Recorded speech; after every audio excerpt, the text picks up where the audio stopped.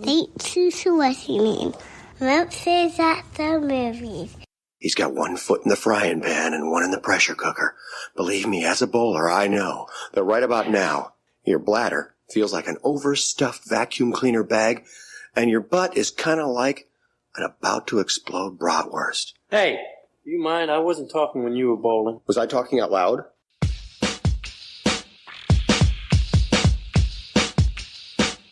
Hi, this is Vanessa Angel from the movie Kingpin. I wanted to say a big hello to all the listeners of Munsons at the Movies. I'm so excited to hear that there's a podcast inspired by the movie Kingpin. Welcome to Munsons at the Movies. My name is Kyle. I will once again be your host. Joined by the rest of the Munsons. Want to give them a wide berth. He's what is called a born loser. A real Munson. And talk a little bit about what's going on in their worlds. And that intro is going to take on a new weight this time. We'll start this time with Case. I do want to be fair to AMC because I've been critical of my most recent movie experiences. My last one was tremendous. I went and watched the Jason Statham movie, Shelter. I was literally the only person in the theater. It was one of the most pleasant viewing experiences of my life. I was walking around. I was stretching out. It was a great time at the AMC theaters. Go out and support your local AMC theaters. Other than that, nothing on my end. I'm just excited to talk about Woody Harrelson. I think this is going to be a good recording. You and Nicole Kidman just enjoying your theater experience together, right? That's nice. That was right. Aubrey. Today is my anniversary. Oh. Hey, congratulations. It's not my anniversary with you guys, but I'm here anyways. So, happy anniversary to my wife, whom I'm not with right now. Thanks, Em. For sure. Yeah. Regional final again.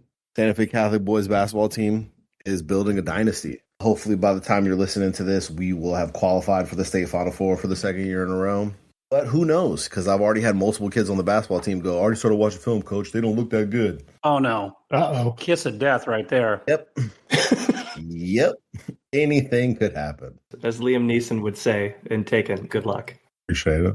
James. Really sorry to hear about whatever war zone Aubrey's about to walk back into in the McKay house. I could have rescheduled this for sure. But I appreciate your commitment, at least to this show. Maybe not. Someone else might not appreciate your commitment as much. Things are good over here, man. Just pumped to talk about Woody. But I was under the impression that everyone had to do this tonight at this time. It's all good. Happy anniversary. Happy to spend episode 132 with you.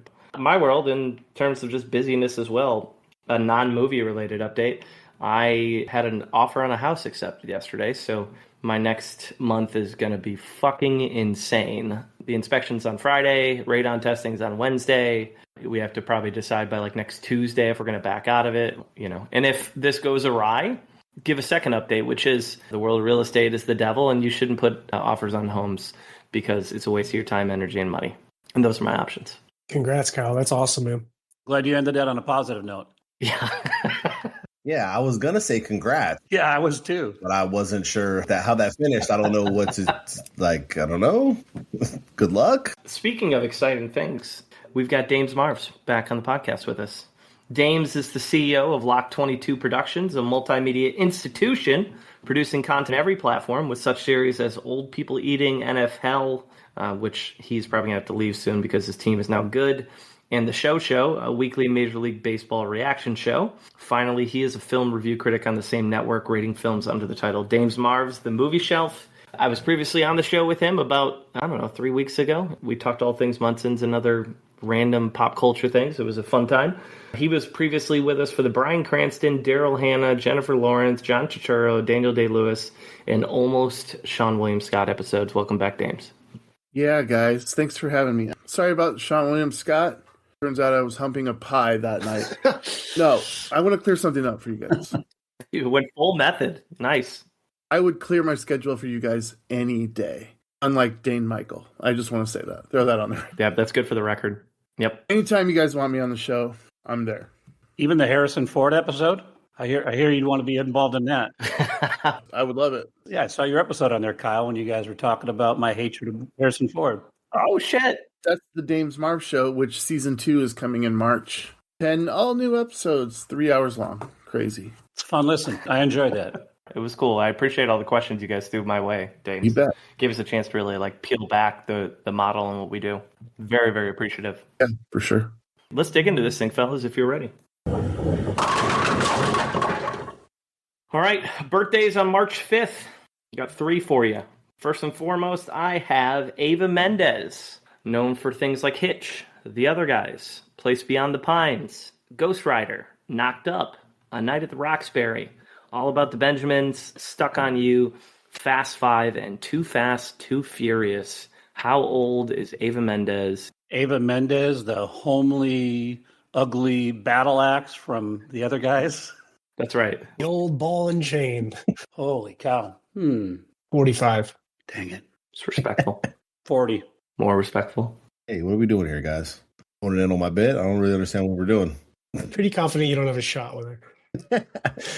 You don't know? If The Other Guys is real, I got a shot. I got a better shot than the two of you because she's 24. Even more respectful. There's quite a wide gap. I want to say 29. Just slightly less disrespectful, but pretty respectful. You all are really sweet humans. She's turning 52. What? So our first guest there takes the cake on that one. Eva Mendes turning 52. It's bananas. Yeah. Well, congratulations, James. Killed 2 birds with 1 stone there. Next up is Asif Manvi. You know him potentially from $1 Million Arm, The Proposal, Evil, The Last Airbender, Margin Call, Spider-Man 2, The Internship, Analyze This, Ruby Sparks, The Daily Show, and Movie 43. How old is Asif Manvi? And if you're ever in Movie 43, it's going to be mentioned because that's a pile of shit. Funny thing is, you list quite an exhaustive list of movies he's been in. I think I've only seen 2 of those movies. Listen, man, I'm trying here. No, but I see this picture of him, and I'm like, oh, I know who that guy is. Now I'm trying to figure out where. I remember most from The Internship. This one's tricky. He was in the TV show Evil. It's one of his top 4 IMDb creds. Okay, so that means he's probably 49. 53. 55. 50. Give it to Dames, turning 59. Dang. But all of you are under. I'm proud of you. That looks great. It's good. I have to expand the scope on my rules here. That one goes outside of your bounds. All right. Let's see how you do on the third one, given your rules. Ricky Lindholm, known for things like The Last House on the Left, My Best Friend's Girl, Knives Out, the Lego Batman movie, New Girl, $1 Million Baby, lots of animation, and the thing I know her most from, one half of Garfunkel and Oates, which is a fantastic little musical act. 45. 32. 23. Might have a chance, especially on your anniversary. Yeah, you should have been shooting way over on your anniversary. I really got to start playing this game now, guys. What do you mean? If my wife is the age that I know her to be, then this lady's 79. I said 40. Well, she's turning 47, so I think Dame said 45 on that, I believe. He's 47. 47. Yeah. Garfunkel and Oates is a really fun little band. If you like comedic songs, highly recommend. Yeah, they're great. Happy birthday to those 3 and anybody else with a birthday on March 5th. My mom. Shout out. 72. Let's go. We threw 5 actors onto the wheel. It included Aaliyah Shawkat, Gwyneth Paltrow, Kevin Bacon, Benedict Cumberbatch, but it didn't matter because the wheel selected Woody Harrelson, and Dames agreed to come join us to talk Woody. Woody's got 121 acting credits on his resume, 10 producing, 1 directing, and he is the Roy E. Munson. And if you've been listening to the Munsons for a while, you hear the bowling pins, you hear the intro. It is built on some mutual love for that film and that character. So this is a really cool moment to kind of dig into Woody Harrelson's career. But before we get into the roles we love, the roles we hate, the stuff we find interesting, the off-the-screen stuff, and he's got plenty of it, we always start with a little actor trivia to see if James can stump us, Fast and Furious style. Yeah, so Dame, you're part of the initiated here. You know the rules, but for those of you at home who are new, I'm going to read off 3 facts here, 2 of which are going to be true about Woody Harrelson, 1 of which is not going to be true about him, but will be true about one of the many illustrious cast members of the Fast and Furious franchise. Gentlemen here are going to have to guess which one that is. Fact number 1.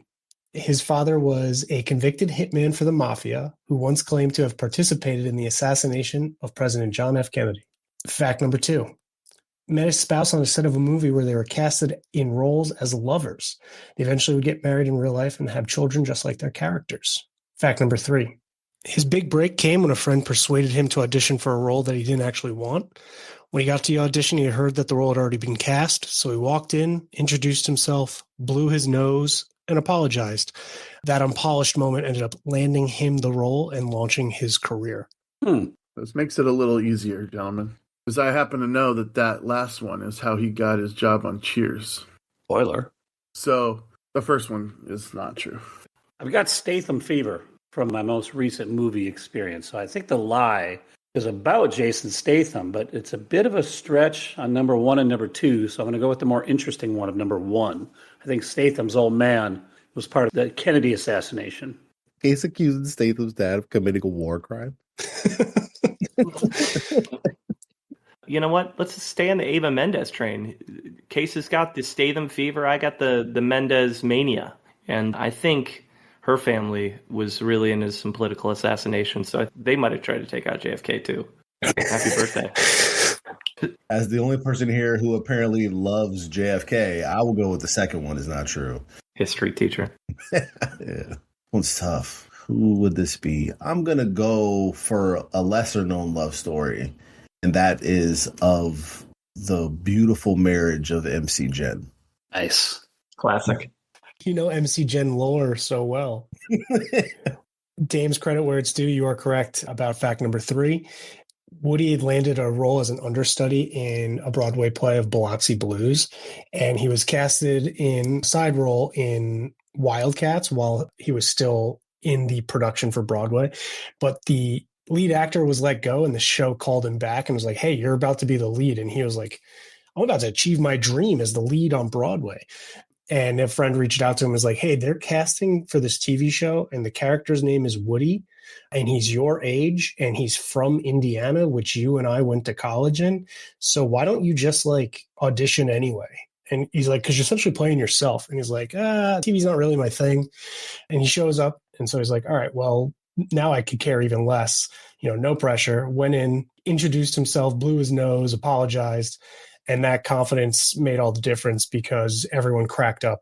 And Dame's right, that show was Cheers and set his career trajectory, skyrocketed, if you will. I think he was on it for like 8 years. There was a role for someone coach in season 1, and the actor passed away. So they're like, all right, we need to bring in a different character because we can't just recast this person. And so they're like, let's come up with like, some young, dumb Midwesterner.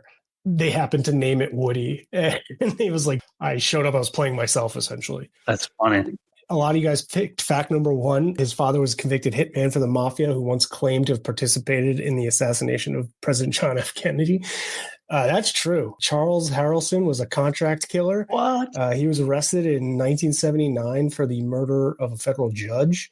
He started making a couple unproven claims that he was involved in the JFK assassination while he was serving a life sentence. Woody has said he had very little contact with his father growing up because his dad left when he was 7 years old. Obviously, that has a negative impact, especially if you know what your dad does for a living. And so he's like, I tried to build walls around myself. I used to go to bars and just pick fights with people.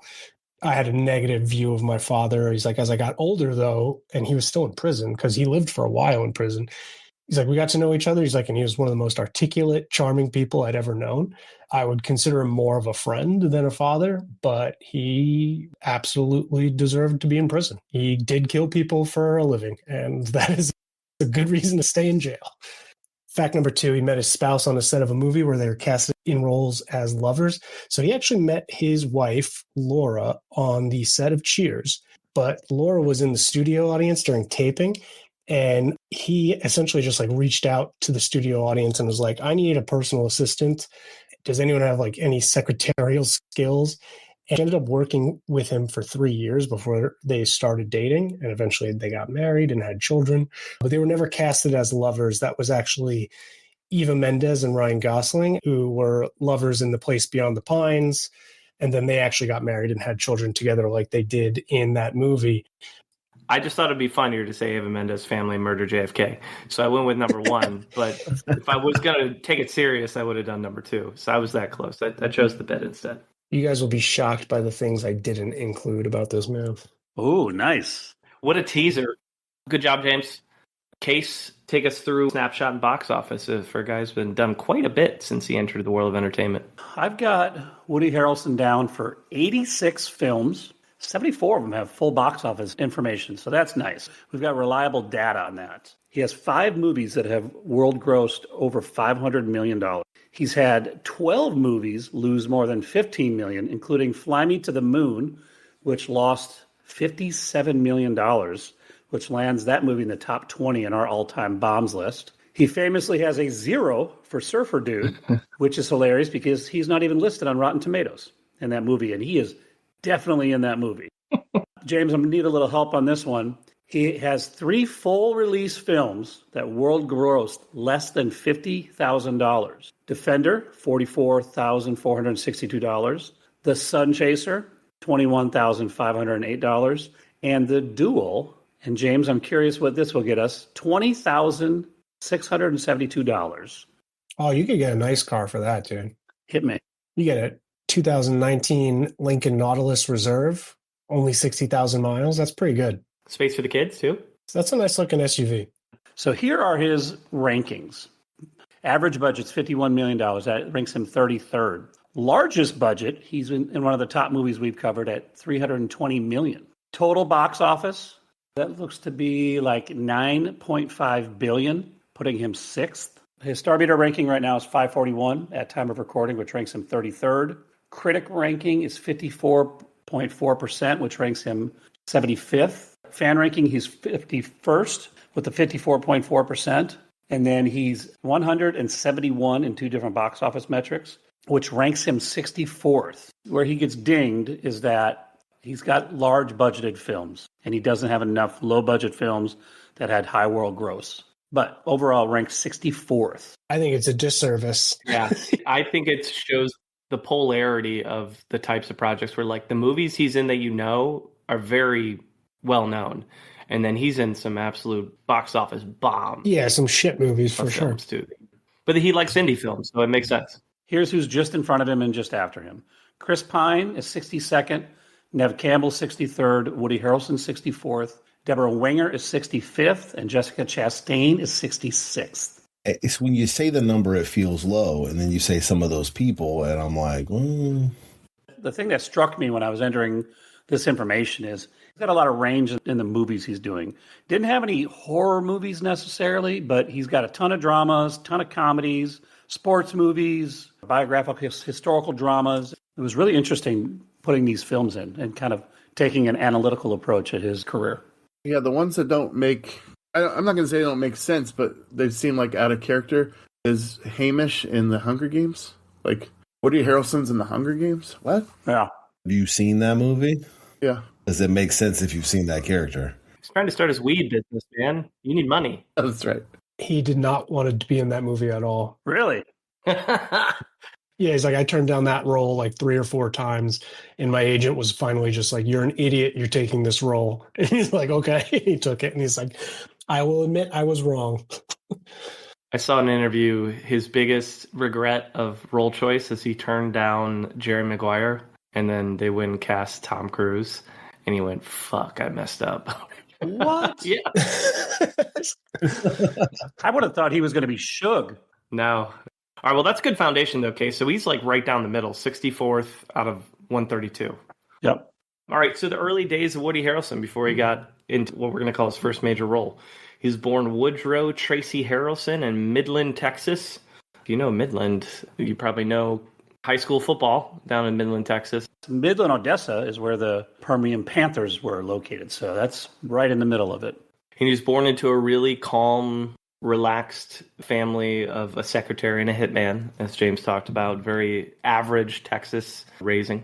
As you can imagine, hitman is a bit of a rolling stone, if you will, as a father.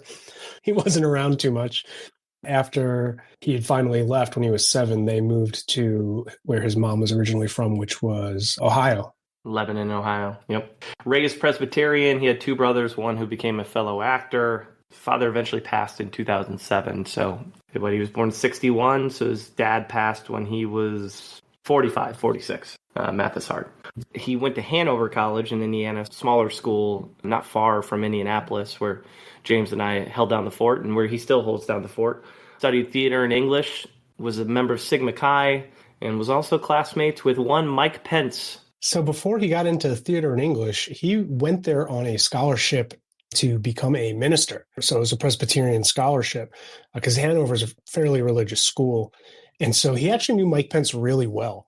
And he's like, yeah, I knew him. We were both very religious. I was considering becoming a minister. Obviously, he went quite a different way. He's been baited many times to like potentially say something bad about Mike Pence. And every time he's like, listen, when I knew him, he was a nice guy. Was he super religious? Absolutely. He was a good dude. We took classes together. He's like, it wasn't until I started studying the Bible at school where I was like, oh, I don't think I'm as religious as I thought I was. He's like, there's a lot of man-made nature to what I'm reading, and I'm going to do theater instead. And obviously, the pendulum swung so hard the other way, but it's very funny that he's sitting there studying with Mike Pence. Yeah, he was a Sigma Chi. Mike Pence was a Fiji, our Jefferson duo brothers over there. So different fraternities on campus. So he was there from 79 to 83, I believe. I think graduated in 83. In 85, he does what every young man does. You, on a whim, and as kind of a joke, you get married to Nancy Simon in Tijuana, Mexico, thinking it's just going to get annulled by the next day. And then turns out the place that would annul the wedding is closed. Your joke wedding that's supposed to last a day ends up lasting 10 months, and you just got to have a story to tell. It's so funny that this is one, Neil Simon's daughter. Oh, I didn't even connect the dots on that. Yeah. Two, that it was just like, wouldn't it be funny if we just like fucked around and got married? Yeah, we'll get annulled tomorrow. And it's like, oh, we can't. And now you have to tell this for the rest of your life. No one cares. You don't have to talk it up because it was a day. But now it's like, was he married before? It's like, yes, technically I was fucking married before. Mm-hmm. Yep. 1985 was a weird year. That's the answer to that one. Speaking of 1985, that's where he started on Cheers as Woody. 200 episodes and 5 Emmy nominations on that show. I didn't watch a ton of Cheers, but 200 episodes is nothing to shake a stick at. This probably should be first major role, but it's hard to do that with TV shows. He's awesome. He was fantastic on that show, and it was an iconic show for a long time. He's great in it, and he's kind of like a burst of energy. We watched, not all of it, but we watched some of it a few years ago, and it still works really well. Like, it plays well. The coach character was kind of like the silly character, said dumb stuff, didn't really know anything, blah, blah, so you get laughs from it from that. When he left, though, Woody Harrelson comes in and plays a similar role, but he just has a ton more energy. Mm-hmm. Just by the nature of him being so young. And he's super charismatic. It plays well with Ted Danson, who's also really charismatic, but not in a way that like they're kind of fighting for, who you're paying attention to. He just kind of complements him really well. He's like a perfect addition. Woody's the conservative, aloof country boy, and Sam's the slick city guy. Mm-hmm. Though they're similar characters, charismatically, just the difference between their personalities makes it such a great dynamic behind the bar. He doesn't really do much else between 85 and 92, other than Wildcats, which he had already signed on, because at the time it was really hard to transition from TV to film. I did 200 episodes of the show. It took me a long time to get back into film work. I know I forget about it from time to time, how hard it is to switch from that, but especially in the situation he was in, coming from a show like Cheers and being on it for 200 episodes, like, it's really easy to just end up being that person the rest of your career. And so it speaks to his ability that he was able to just kind of get around that. I don't even know if it's the top billing on his resume. Top 5, but I don't think you would say it's top. I think it's this next movie. Wildcats, baby? As Krushinski? Not that one. Oh, come on. You can't be skipping Wildcats, James. Classic Wildcats. Listen, if you want to understand Woody Harrelson as a performer, you got to go to Cheers, obviously. And then you got to understand him as the unselfish quarterback who gives up his job as a quarterback so Goldie Hawn, as the coach, can win with the inner city school. And we talked about this in the Goldie Hawn episode, and fucking love this movie. It's great. It's dumb, but it's great. Wesley Snipes, Woody Harrelson, and I'll rewatch it anytime it's on. You know what's funny about this whole thing? Like, he leaves his, his church lifestyle and immediately has success in television and film. when all he really wanted to do was theater. Yep. That's crazy to me. He was like, I finally got my theater gig. And then he goes out and becomes a superstar, like potentially in all three versions of performance. It's a great story. There's not much about theater work on anywhere around it. It's just the early days, and it's like, well, I'm in film and TV now. Yeah. If you haven't seen it yet, go watch it. Fun movie. Wildcats is great. You just need to see Wildcats because it's great. And it's a great movie to watch as like getting into other time periods. Like if you're a person that doesn't watch a lot of other decades, it's a good movie to watch because while it is silly, it's a lot of fun, which is really all you can ask for. The golden age of Goldie Hawn. Mm-hmm. Savant, football coach, understands the X's and O's, takes a program nobody takes seriously and brings them to the promise. Things you love to see. It's a great underdog story. Kind of like the Seahawks. That's right. Super Bowl champion Seahawks. They won the Super Bowl. That's right. Congratulations again. Well, if you didn't take Wildcat serious, maybe 6 years later you take Woody Harrelson as Billy serious in White Men Can't Jump, the bumbling white guy on the side of the court who looks like he's just there for shits and gigs. Boy, is he hustling. So we're going to toss it over to Dames, who's covering first major role. This movie, I watched it again today. I want to review it for my purposes as well. White dude shows up at an urban court looking like a dork and hustles him out of money right away. And I love the look on Wesley Snipes' face when this happens. And he takes the $62 that he has to his name. He just looks at him and he's like, oh, it's on. There's a scheme brewing here. So they go through and they do, they scam a bunch of people out of money by playing basketball. She leaves him, Wesley Snipes' character's friend, to get her onto Jeopardy, which she's shown studying for Jeopardy because that's like her lifelong goal, to be on Jeopardy. So funny. It is hilarious because when she finally gets on the show, they're broken up, and foods that start with the letter Q is one of the things that she was actually shown studying in the it happens to be the category. So she absolutely crushes it. And then so they get back together, and then Wesley's character needs money because they get robbed. She's like, you're going to use my money now to gamble? And he's like, yeah, it's great chemistry between these two actors. It's a perfect cast. I don't know why they remade this movie years later, and I haven't watched it, so I can't really comment on whether it's... But I can't imagine why you needed to do this. It was great originally. You can only gamble away all of your money so many times before your wife says, I'm fucking out of here. Yeah, but he won. Doesn't matter. This is a massive flaw in this movie. This movie puts Woody Harrelson in an impossible predicament. I agree. Because it is presented at the time, him and Wesley Snipes have water under the bridge. They're friends now. And now he has to return a favor to Wesley Snipes, which is a reasonable thing for him to have to do. And so he's put in an impossible position of betraying this person who he owes a favor to or betraying his girlfriend. It's an impossible choice because both choices make sense in the way that this story played out. I say this is a flaw in the movie. I also don't care. This movie's amazing. It's iconic. I love everything about it. Right. See, with me on my end, it was like, I think she was fed up, and he's like, hey, I owe the favor. We're playing Legends. This is like a goal of mine in my life. And then her side, it was like, I don't give a fuck. I moved all the way across the country, and you lost all of our money all the time. Like, if you make this decision, you're choosing against me, essentially, is how I took. You burned me twice already. My problem is the movie puts him in that situation. He's given two choices that he should take. He should do both things. One thing I love about this movie is that both him and Wesley aren't like perfect people. And so he's sleazy. And he's shady, and he's a con man, and she's in love with a con man. And, you got to deal with the negative repercussions that come with that sometimes. Yeah. Like, it was hard for me to rewatch because I'm watching a guy just make the worst decision every time with his money and other people's money. There's a sadness. When they pull up to the court, he says he can dunk. And he gives him 3 chances. Like, Wesley Snipes give him every out possible to be like, dude, don't do this. The argument in the car about him being able to dunk, one of the few parts where this movie surpasses or transcends just being like fun and becomes legitimately really good, compelling filmmaking, because you're watching this guy do this thing and I'm almost screaming at the TV, stop talking. Yeah. Like, stop saying all of the things you're saying. And it's just devastating. watching him go through that. Yeah, I mean, it prompted the film title, if you think about it. Yep. Yeah. I mean, he hits him with a bar. When we're done and I leave, I'm going to chump still, no matter what happens. But if I win, you've lost to a chump. That's tough. What this movie shows is an awareness of the dynamics of the situation that they're in. Yeah.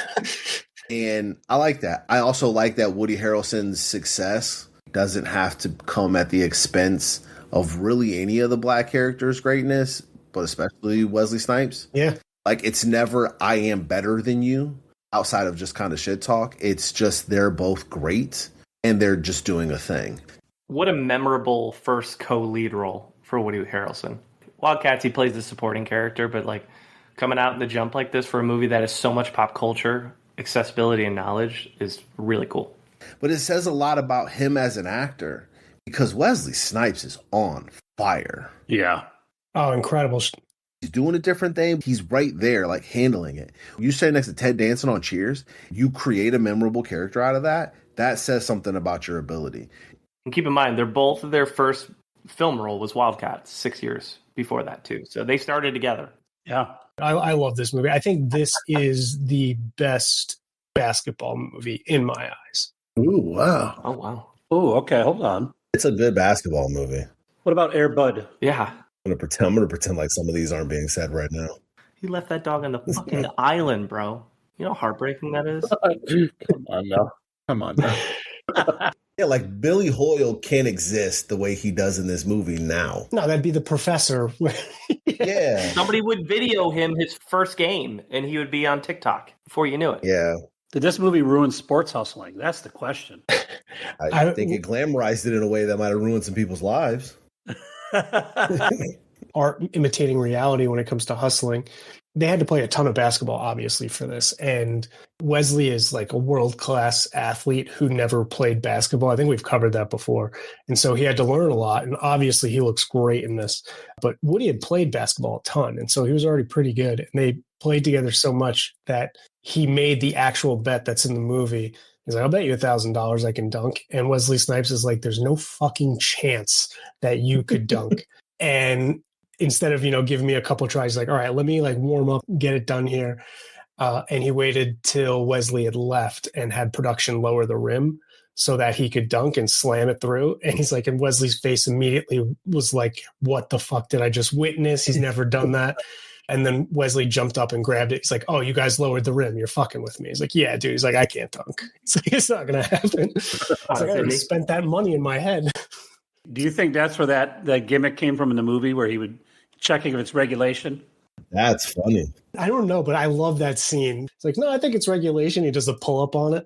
I'm going to keep us moving because we could talk about White Men Can't Jump all night, and we're not going to get to anything else from this man's career.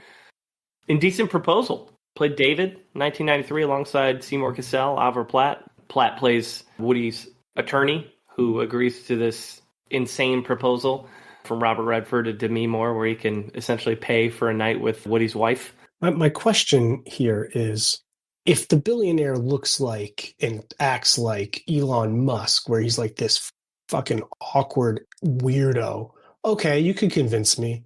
The billionaire is the most charming, handsome Robert Redford. It's like, you fucking idiot. When I watched this movie, I was like, you're so stupid. Like, of course he's going to leave you. Yeah, the movie hinges on Woody's ability to like teeter back and forth as he's contemplating, is this a good idea or not? Oh, a decisive no. The moment I saw it play, I was like, stupid plan. I think this is such a great premise for a movie. But yes, it's a decisive no. I would say no to that. I mean, $1 million is a lot of money, but I would say no to that. But it's such a good premise for a movie because there's so many things you can do once they've said yes. Mm-hmm. And this movie does a lot of those things. Woody Harrelson is good in this movie. I like it. I don't recommend a lot of remakes, but this definitely needs to be remade, in my opinion. Yeah. It's just constant discomfort for me. Feels like a Safdie film. It's like a Safdie film. I don't know that I hate it or love it, but it absolutely does that. Yeah. Corey going, Kyle, you've never seen Indecent Proposal? I was like, no. So I'm finally getting around to it. My bad. This movie rules. Is this his first drama? Yep. His performance for me was heartbreaking. Just how he handled that role. I was really impressed with that. I mean, I've never seen Doc Hollywood. People generally enjoy from 91. I don't think that's a drama. That's a Michael J. Fox movie. Natural Born Killers, 94, plays Mickey. I didn't watch this. Is this something I should watch? Yes. You can tell why it's so polarizing when you watch it. If you look at the reviews, it's people either being like brilliant satire or this movie's unbearable. And I'll say this, Oliver Stone, never a subtle filmmaker. And I think this might be his most clearest example of that. It is loud, aggressive. It has no problem changing tone shifts and styles the whole time just to get a message across. And so sometimes I feel like that kind of overshadows the message a little bit. It's like a surreal take on how America fetishizes serial killers. And he plays a serial killer. And like sometimes it's filmed like a brutal horror, and other times it's filmed like a sitcom like Married with Children. There's a lot going on. For a long time, I felt this movie was exploitative of its actors, but the more I realized that it's just an unhinged screenplay, and brilliant performances by the two leads. Him and Juliette Lewis. If nothing else, the performances here are the storyline. Worth the ticket. Yeah. Tarantino's one of the co-writers of the film, too. Okay. Oh, okay. I was just going to ask. I thought Tarantino had something to do with this, and didn't he hate it? That I don't know. That's so funny if he hated it. Be like, dude, you wrote, yeah, I hate this shit. I was on the fence with this one. I decided to hop off of the fence because it's a crapshoot with Oliver Stone, in my opinion. So I watched Money Train instead. Well, I was just going to queue up because I did have Money Train on the show notes, but he's returning with Wesley and Money Train. I mean, Money Train is almost exactly what you want it to be. Almost. It takes itself a little too serious. It drags out the Money Train of it a little too long. This could just be straight up and down heist movie, 90 minutes, and it would be a masterpiece. But it's not. All three of them are great. J-Lo being the third person. It's the dynamic is different than it is in White Man Can't Jump, obviously. It's still combative in a way, but it's a little bit more like trauma-based, which is kind of interesting. I like their relationship. I like what Woody Harrelson's doing. He's a mixture of fun and really tortured. And the movie works because those two can do, I think, almost anything together. Yeah. They're just fun to watch. What's a better movie? Money Train with Woody and Wesley, or Money Talks with Charlie Sheen and Chris Tucker? Money Train. Money Talks is what it pitches itself to be. Money Train isn't entirely what you think it's going to be. I confused the two. That's why I asked. My only problem with this movie is I think J-Lo broke up Woody Harrelson and Wesley because I don't think they do anything else. Damn. She broke him up in the movie, spoiler. Yeah. And maybe she broke him up in real life, but also that's the most realistic thing I've ever seen in a movie. J-Lo shows up to work with him, and they're both like, holy crap. And then J-Lo ends up choosing one of them, and yeah, I don't know if we can be friends anymore. I would leave you guys in a heartbeat for J-Lo. Oh, yeah. Yeah, like, and it's the right choice. I'd be like, I get it. You're right. He had to do it. I'm sorry. Also, why is it not me? I'd be mad at you guys if you didn't. Yeah, like Good Will Hunting style. Every day I wake up and I hope you leave me for Jennifer Lopez. What I find so fascinating, too, we're in the mid-90s. You would look at someone's filmography like this and see that he's like a bona fide co-lead and a leading man in these films. And at first, that seems like it would be an aggressive move when you have so few movies. But you spent 8 years on Cheers, 200 episodes. People got a pretty good idea of kind of what you could bring to the table and started to put you in big money productions. Like, these are not small films in the early 90s here. So I think that's important to know. He gets his first of 3 Oscar noms. In 1996 is The People versus Larry Flint, biopic of Larry Flint, who founded Hustler. It is lost on us historically how divisive of a character Larry Flint was at the time. Like, he was public enemy number one for almost all parties, all sides, all everything. Some could consider this to be a very controversial role for Woody Harrelson to take on. At the time, it may seem soft in hindsight, but at the time, it was a pretty daring career move. I think Woody is good. I just don't know Larry Flint as the human outside of it to really like compare how well he did that role, personally. Well, he is in the movie. He does play Judge Morrissey, I believe. Oh, is that him? Courtney Love into this situation, and Edward Norton. This movie was awesome, man. I very much believed he deserved, maybe not to win the Oscar, but he definitely deserved a nod there for this performance. Because if I'm thinking about Larry Flint, of course I didn't know the young Larry Flint. I don't know the old Larry Flint, but based on looks, I would have been like, no way. He couldn't do that. But that's just me saying, challenging Woody Harrelson to like, you can't do that. There's no way you could do that. And he did it, and he was awesome. Yeah. Dude, I'm reflecting on this list, and I'm like, I've never really considered Woody Harrelson to be like the great actor of all time. As we're going through these piece by piece, I'm like, damn, dude, he shows up. It's not the same role every time. It's not even close. And he's on point in all of these that we've talked about so far. I haven't seen a bad performance out of him in any of these yet. I think this is a big feather in his cap, particularly at his time in his career, but just in general, I think it's a big feather in his cap. There's obviously varying degrees to which an actor can do anything, from a lead role to a co-lead role to a lead role like this, where he's basically wall to wall. Everything is about him. Mm-hmm. It's great. What I think is the most effective about the movie is he is just irresistible. Like, you gotta watch what he's doing. You have to see what he's doing all of the time. And I was so locked into everything he was doing that a movie that I think has some considerable flaws becomes significantly more interesting because he just kind of papers over them. The movie states that he's this hated man. He states that he's this hated man, but the fashion in which they go about it doesn't give me a clear picture of that. So I kind of struggled. What is it that we're actually doing, especially as it goes on and things get more and more kind of comical? I think the movie's great. I think it has a message that it's really trying to get across, and it mostly achieves it. Still relevant today.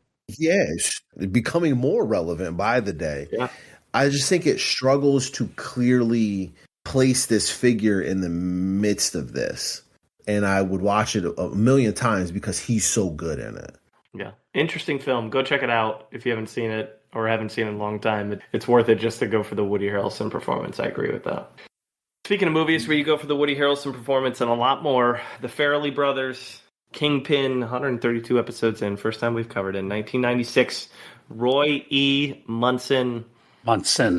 Stuck out in the middle of nowhere, up a creek without a paddle. It's a figure of speech. You got Munson.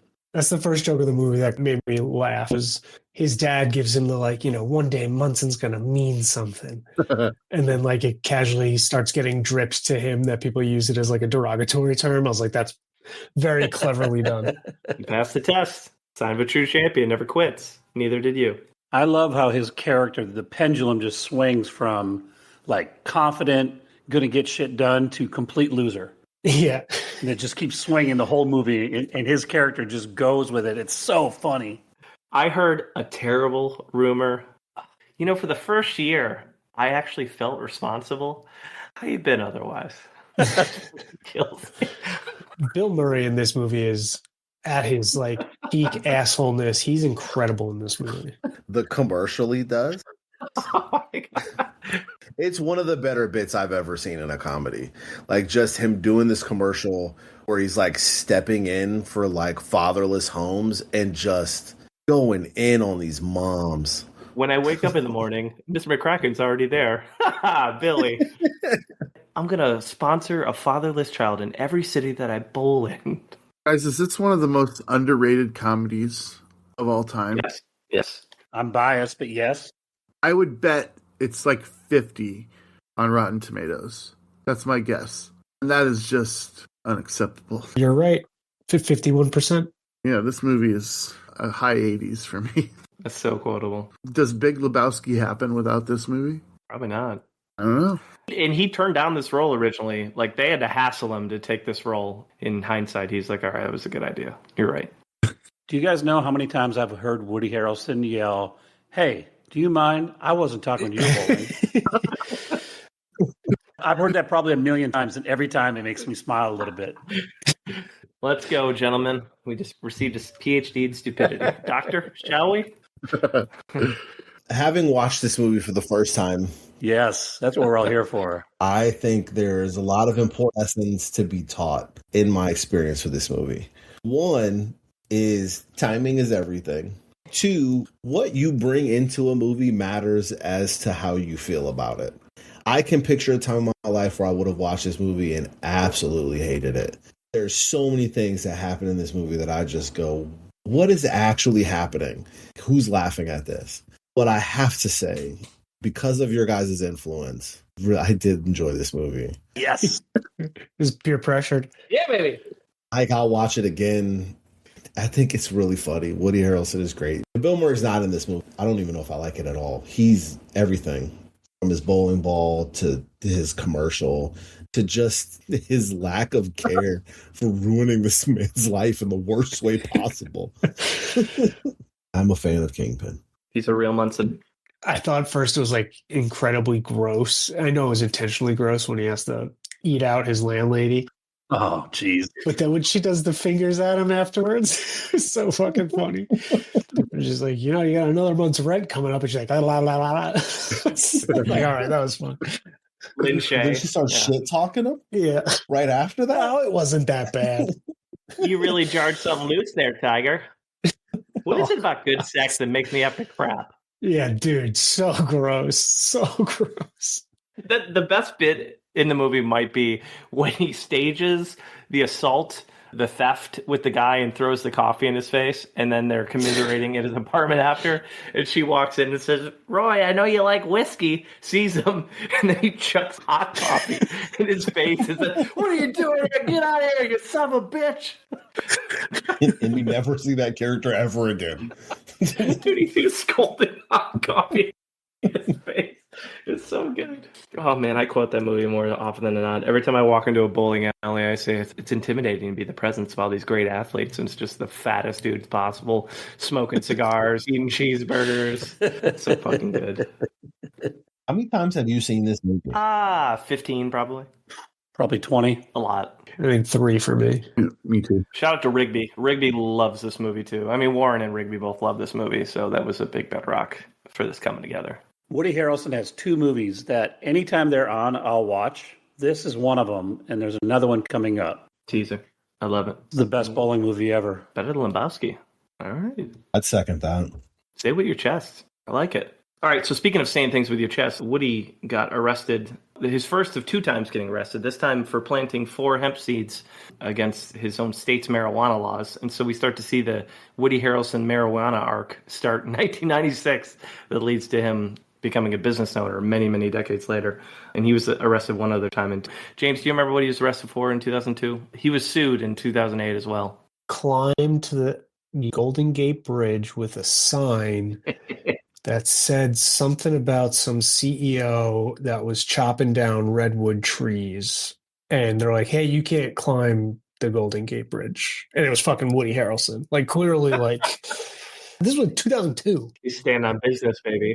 He's not some young kid who just, like, experiencing drugs after being a Presbyterian minister for a while. Like, he's like a man at this point. He's very opinionated of his beliefs, and I respect someone who is willing to put themselves out like that. Mm-hmm. He's not shy in telling you what he thinks about the world. Same. Offering more context to this one. So this occurred in Kentucky. He did it out of protest because Kentucky wasn't differentiating the difference between hemp and marijuana. Him, I think Snoop Dogg, a couple other famous artists all kind of got in on it, and he was the one that was arrested. If it's what I'm thinking of, but it was in Kentucky specifically because he wanted to protest that they didn't differentiate the difference between marijuana and hemp. Wag the Dog, 1997, Sergeant Schumann, Kirsten Dunst, David Koechner, William H. Macy, Dennis Leary, John Michael Higgins, Woody, De Niro, Willie Nelson, Andrea Martin. What is Woody's character in Wag the Dog? He's not in it for very long. Oh, really? In the midst of their cover-up of like a cover-up, they need a war hero for the fake war that they did to get their president reelected, to cover up a sex scandal. They have to find somebody with a specific name because of the song they have Willie Nelson create. And they find a person. They didn't search the military database. They searched like the prison database instead on accident. And they get Woody Harrelson, who's like this like rapist, murderer, who's just completely unhinged. Oh. And they still try to pass him off anyways because they're so deep into it that they're like, we can make this work. And it just keeps slowly being revealed how unhinged he is as it goes on. It's a funny little bit. He's in it for like literal minutes. Yeah. Okay. I wish he was in it more because that character is crazy good. That bit is funny, I think this movie's great. I think it's eerie kind of at the time it is now. It's like rewatching Veep. It's just like, this is funny, but Yeah. how funny is it? I thought this movie was brilliantly written. I would have liked to have seen more of that character because I rated it really high, probably like an 88.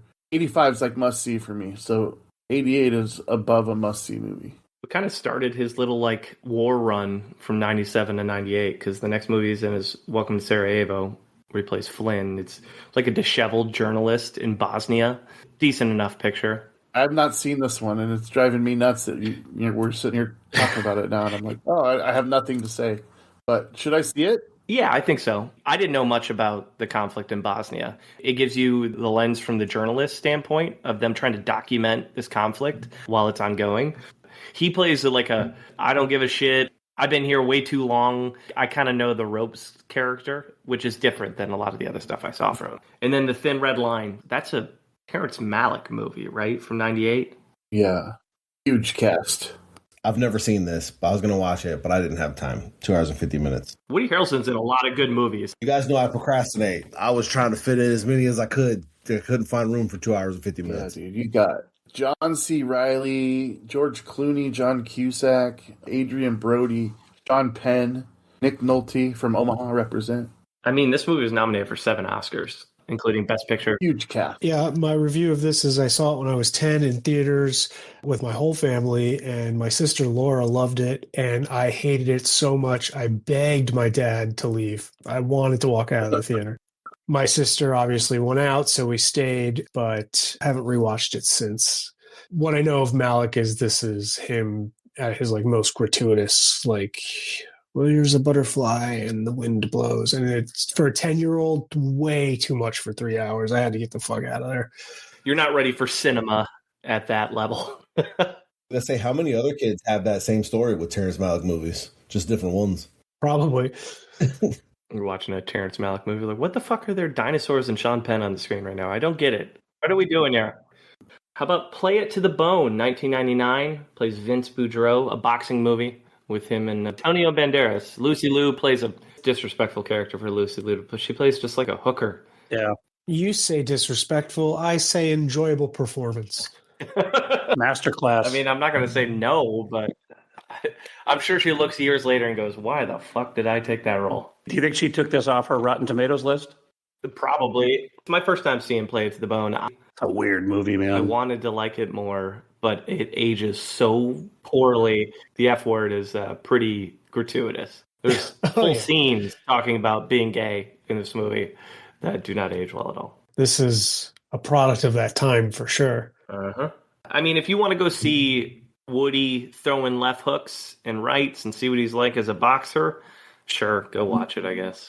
I like how the story ends where they decide to beat the shit out of each other. It's got the good 90 cheese when it comes to the sports story part of it, where it's like, all right, well, one of you guys wins and you get a shot at the title, and both of them are friends and they just beat the fuck out of each other. I did like that. They telegraph the ending of like, Of course. spoiler, you know this thing's going to end in a draw because both of them have had their chance and been screwed over by the situation.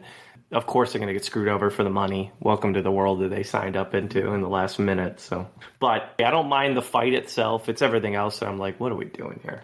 Yeah. He's a semi-believable boxer, Woody Harrelson. I'll give him that. Body shots. He's known for body shots in this movie, guys. Never saw it. You're probably okay. Maybe like Grass. He narrates, and this is like him getting to his full weed era. Who's the other actor we've covered who got full into having weed business? Jim Belushi. Jim Belushi. That's right. Clearly has good weed if he's making that much money.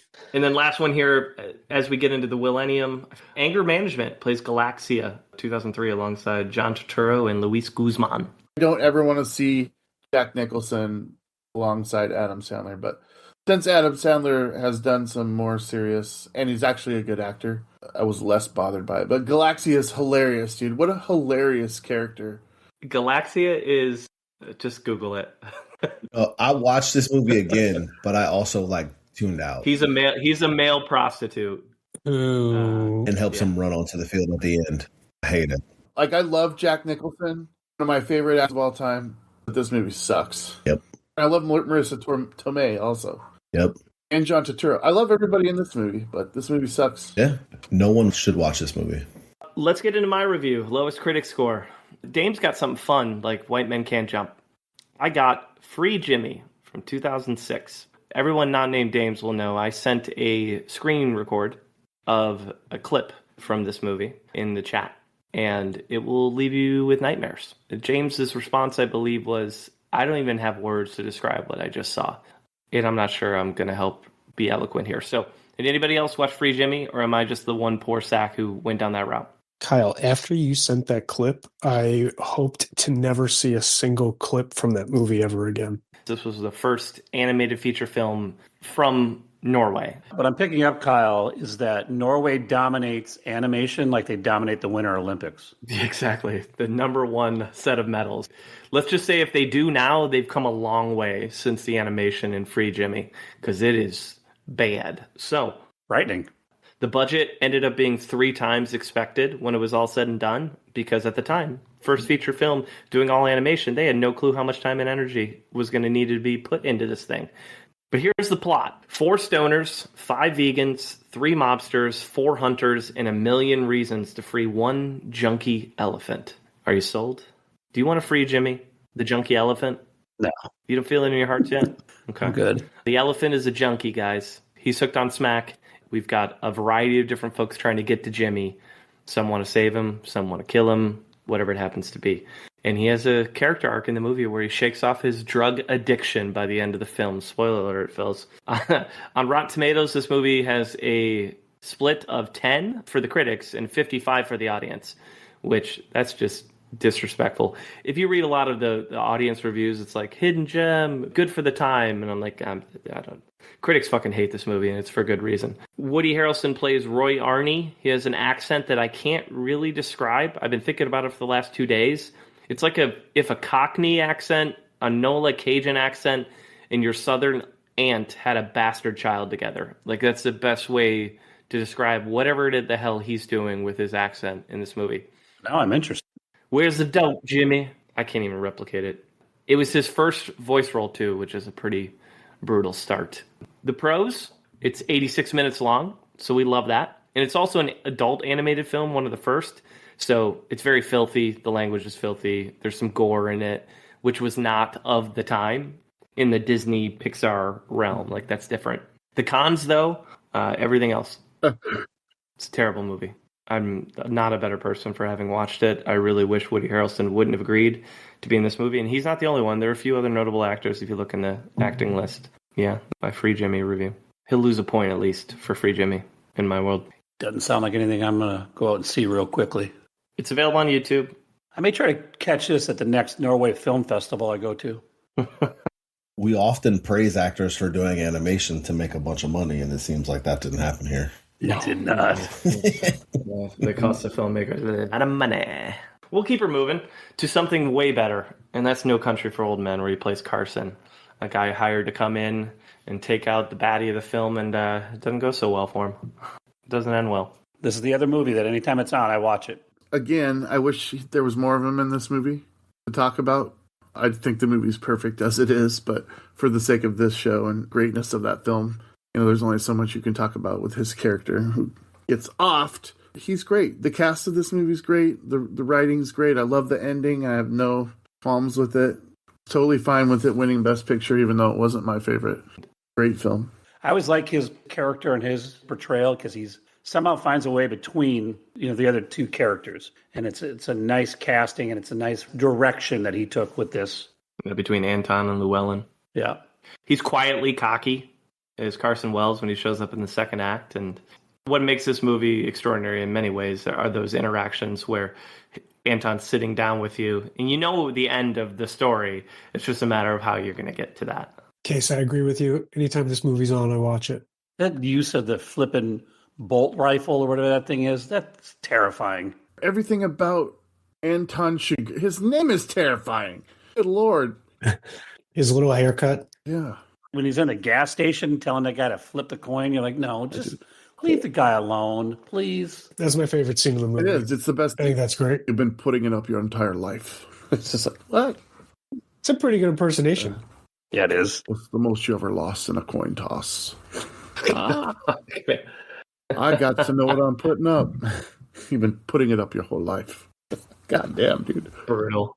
There's a line in this movie where Tommy Lee Jones' character says, here a while back in San Antonio, they shot and killed a federal judge. And that is in reference to Woody Harrelson's real life dad, who shot and killed a federal judge in San Antonio. And the writer who wrote the book for No Country of Old Men included that just in the story, not because he knew Woody Harrelson would be cast. That's a cool nugget. Yeah. You just really want to talk about semi-pro. That's what you want to talk about is Monix. Do I? Alongside Aubrey's favorite, Will Ferrell. I definitely do. I love this movie. I think semi-pro is so funny. I don't care. It's stupid. It's Will Ferrell being his dumbest. That's what makes me laugh when he is the announcer and the owner and the star power forward. I fucking crack up every time. It's funny every night. He wrestles a bear. Dewey. The dude hits the free throw and he keeps just pushing it, and he's a homeless guy, just keeps pushing off, paying him. So funny. That's a famous actor, wasn't it? Yeah, the dude from The Watchmen, whose name escapes me. Yeah. Jackie Earl Haley. There you go. Yep. Such a good movie. So he's stacking up sports movies at this point. He's back playing in a basketball movie all these years later. He's had the bowling movie. We were stacking up Jay Hernandez's sports roles, so I feel like it's only fitting. Football, 2 basketballs. Yep. Boxing. You got boxing. Yep. Bowling. Little bowling. Apparently he sucked at bowling in real life, but he's good at the other sports. He's going to coach here in a little bit. That's right. Back to basketball. He won the Hunger Games, obviously, so he had to be an athlete in that. He actually won a special Hunger Games that was double the amount of tributes. So Yeah, he's very rich. That's big time. That's a big deal. All right, so he married Laura Louie in 2008. To James's point, they met in 1987. They live in Maui and Texas. They split time. They have 3 daughters together. Now I'm mad because I went on a journey today. Just recently learned he lived in Maui, and I did the road to Hana a couple of years ago, and I was like, was he on the northern part of the island? The road to Hana passes his house. So I'm kind of mad at myself now that I didn't stop and peek and just be like, Woody, what's up, baby? The amount of houses you probably passed, like Oprah's house. You probably passed so many people's house. Probably. I mean, but I could have had a little bit more intention. When he hears this, you know how bummed he's going to be that you didn't stop by? Oh, man. He'd probably be like, come by, smoke a joint with me, even though that's not what I do. But, that's the first actor we've covered, other than Chris Pratt got discovered in Hawaii, right? He was a server in Hawaii, if I remember correctly. But I don't think anybody else we've covered lives actively in Hawaii other than Oprah. Kyle, you have a great memory with the trivia, dude, because I forget some of our trivia, and you reference it pretty frequently. When I go to the places, it helps. That gives me a more of an anchor. But I appreciate that. That helps.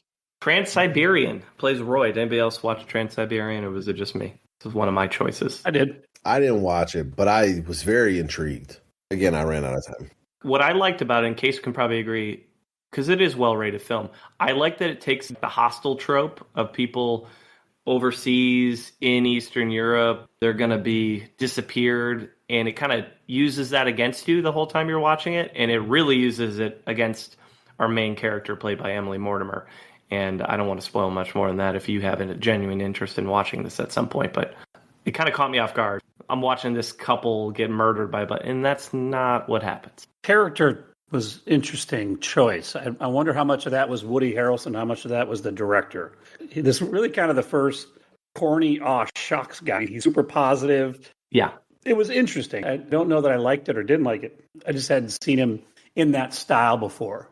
I'm always a sucker for actors that they work with, and he's amassing quite a collection of high-profile, high-power actors, and add Ben Kingsley to the mix with this one. Kingsley in another role where he's playing with an accent. He loves accents in films. He takes all sorts of opportunities and chances. All right, well, we're back to talking about Bill fucking Murray in Zombieland as Tallahassee. This and Double Tap. He just really wants a Twinkie, boys. He's got to get a Twinkie. It's hilarious. He's a vegan, so they had to do fake Twinkies for him. This movie is such a pleasure of mine. I remember when this came out, it was refreshing and fun. It was able to mix in the horror subgenre, but it was still, you could watch this with anybody. It was a comedy more than anything.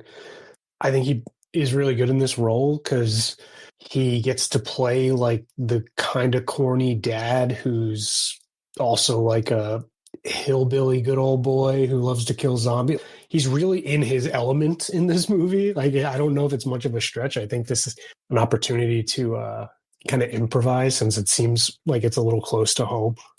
I love how they took advantage of the hot property of the zombie apocalypse at that time when that movie came out, and that they went the comedy route with it as opposed to, you know, the more serious. But the one thing that I was hoping for when they got to Bill Murray's house, that they came upon like some room where he had like the bowling ball from Kingpin.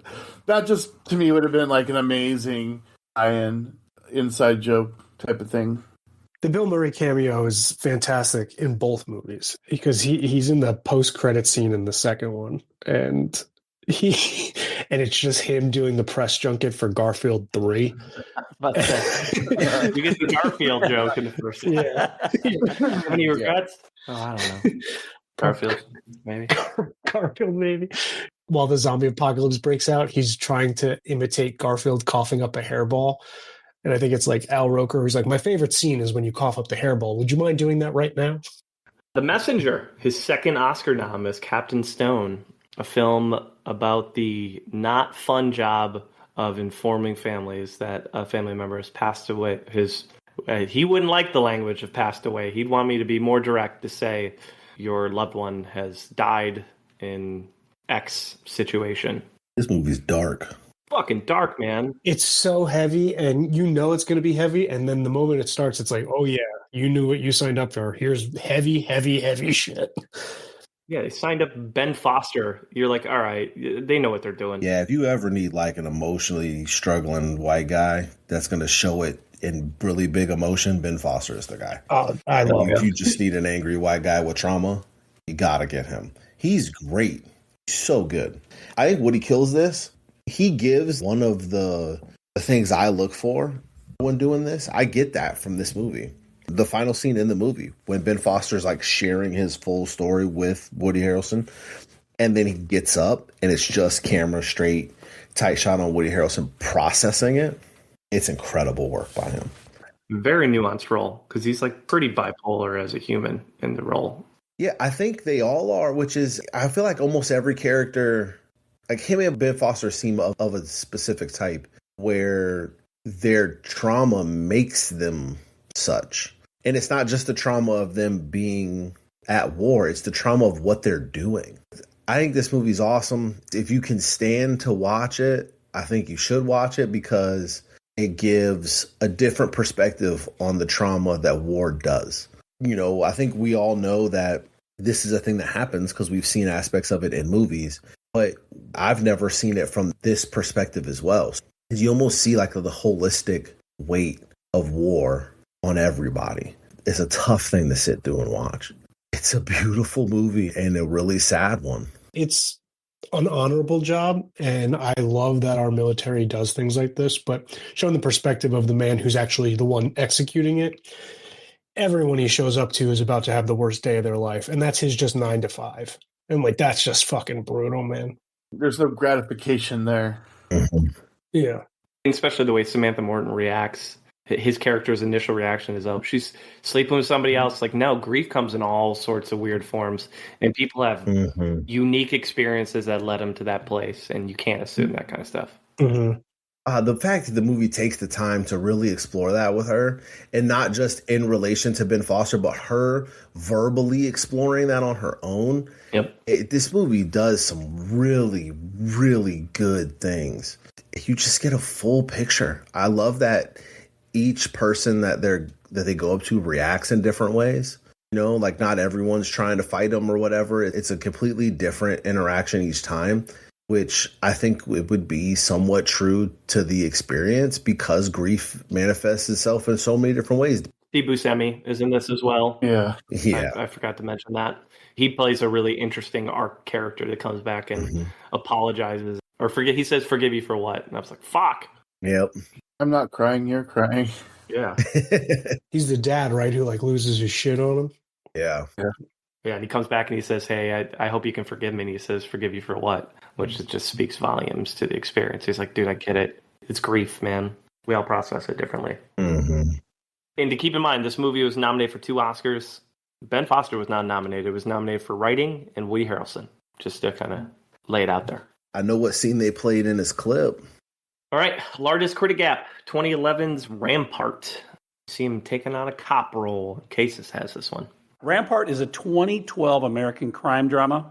It is written by notable author James Ellroy and directed by Oren Moverman, whom Woody Harrelson's going to work with probably, I think, 3 or 4 times throughout his career. The movie is set in the mid-'90s during the Rampart scandal of the LA police force. And this is an important aspect of the film that I think has faded over time. Watching this almost 15 years later and a good 30 years after the scandals with the LA police force, probably a little bit tougher to keep this movie in context. But I do think this movie probably hit harder when it first came out. But Woody plays Dave Brown, a veteran officer of the LA police force who is essentially a relic of an era of policing. To say that this is a Woody Harrelson vehicle is an understatement. I don't think he's not in any scenes. Do you remember him in any other, like not being in a scene, Kyle? Maybe 1 or 2 scenes, but yeah, he might be in every scene in the movie. So it is a Woody Harrelson movie for sure. And he's in a different gear in this film.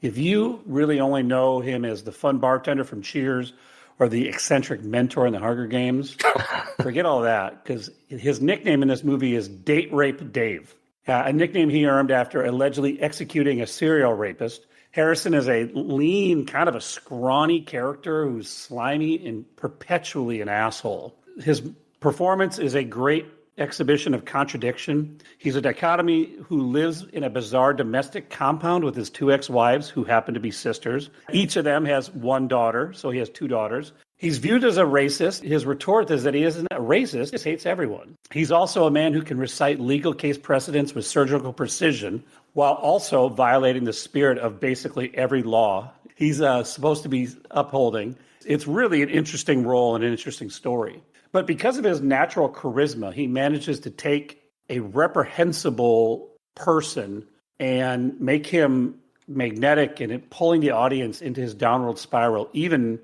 as we recoil from his actions and decisions. It's one of those stories where you're just like, you're watching this main character make bad decision after bad decision, and you're thinking it's going to turn around, but it doesn't.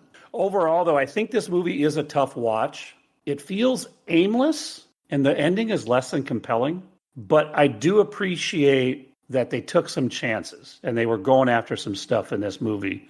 It's an interesting movie to watch. It's not an easy watch. This isn't Kingpin or No Country for Old Men, where I'll watch them every time they come on. It was an interesting look at, especially with the focus being on Woody Harrelson. Yeah. What do you think is the reason for the largest critic gap? That's a 74-35 gap. If I had to bet, I would say it's the filmmaking style. I think critics probably liked it. It's a really raw movie. His character's really raw. And I think that the hand cam and the heavy zoom-ins created this kind of real intimate feel. And so I think critics probably liked the filmmaking of it, whereas I think audiences just wanted the story. And it wouldn't surprise me either if people didn't like Woody Harrelson's character. Date Rape Dave, you mean? Yeah. Date Rape Dave. Honestly, that's a compliment in my mind, because I think Woody Harrelson does a really good job. He's very believable in this. And if you've only seen Woody in goofy roles, you probably be like, there's no way he could play like a racist cop who beats up on people. And he's believable as a piece of shit. I'll give him that. I think part of the reason critics probably love this is you get to see some other actors do some showcase work. So like Ben Foster's in this again. He plays like a homeless guy that Woody's trying to manipulate. Mm-hmm. Brie Larson is in this, and she's really good as his oldest daughter. Yep. And she chews up the scenery whenever she's on screen. Steve Buscemi's in it. Jon Bernthal's in it. It can be a little gratuitous, and it's one of those, like, if you want to watch somebody who makes 1 or 2 bad decisions and then proceeds to make more and more bad decisions to cover his ass, this is the type of movie you get. This is how big of an asshole he is, you guys. In one of the first scenes of the movie, he's showing a rookie cop kind of the ropes, and so they stop for lunch. Oh, my God. And she ordered, like, a burger and fries or something, and they get done eating, and she didn't eat any of the fries. And he makes her eat the fries. Like, demeaningly makes her eat the fries. And then she's not eating them very fast. So he goes, forget it. He just takes them and then he brings them over and he gives them to Ben Foster's dog. It was jarring, man. Case, the first IMDb trivia on this movie is Dave Brown appears in every scene in the film. There you go. Yeah.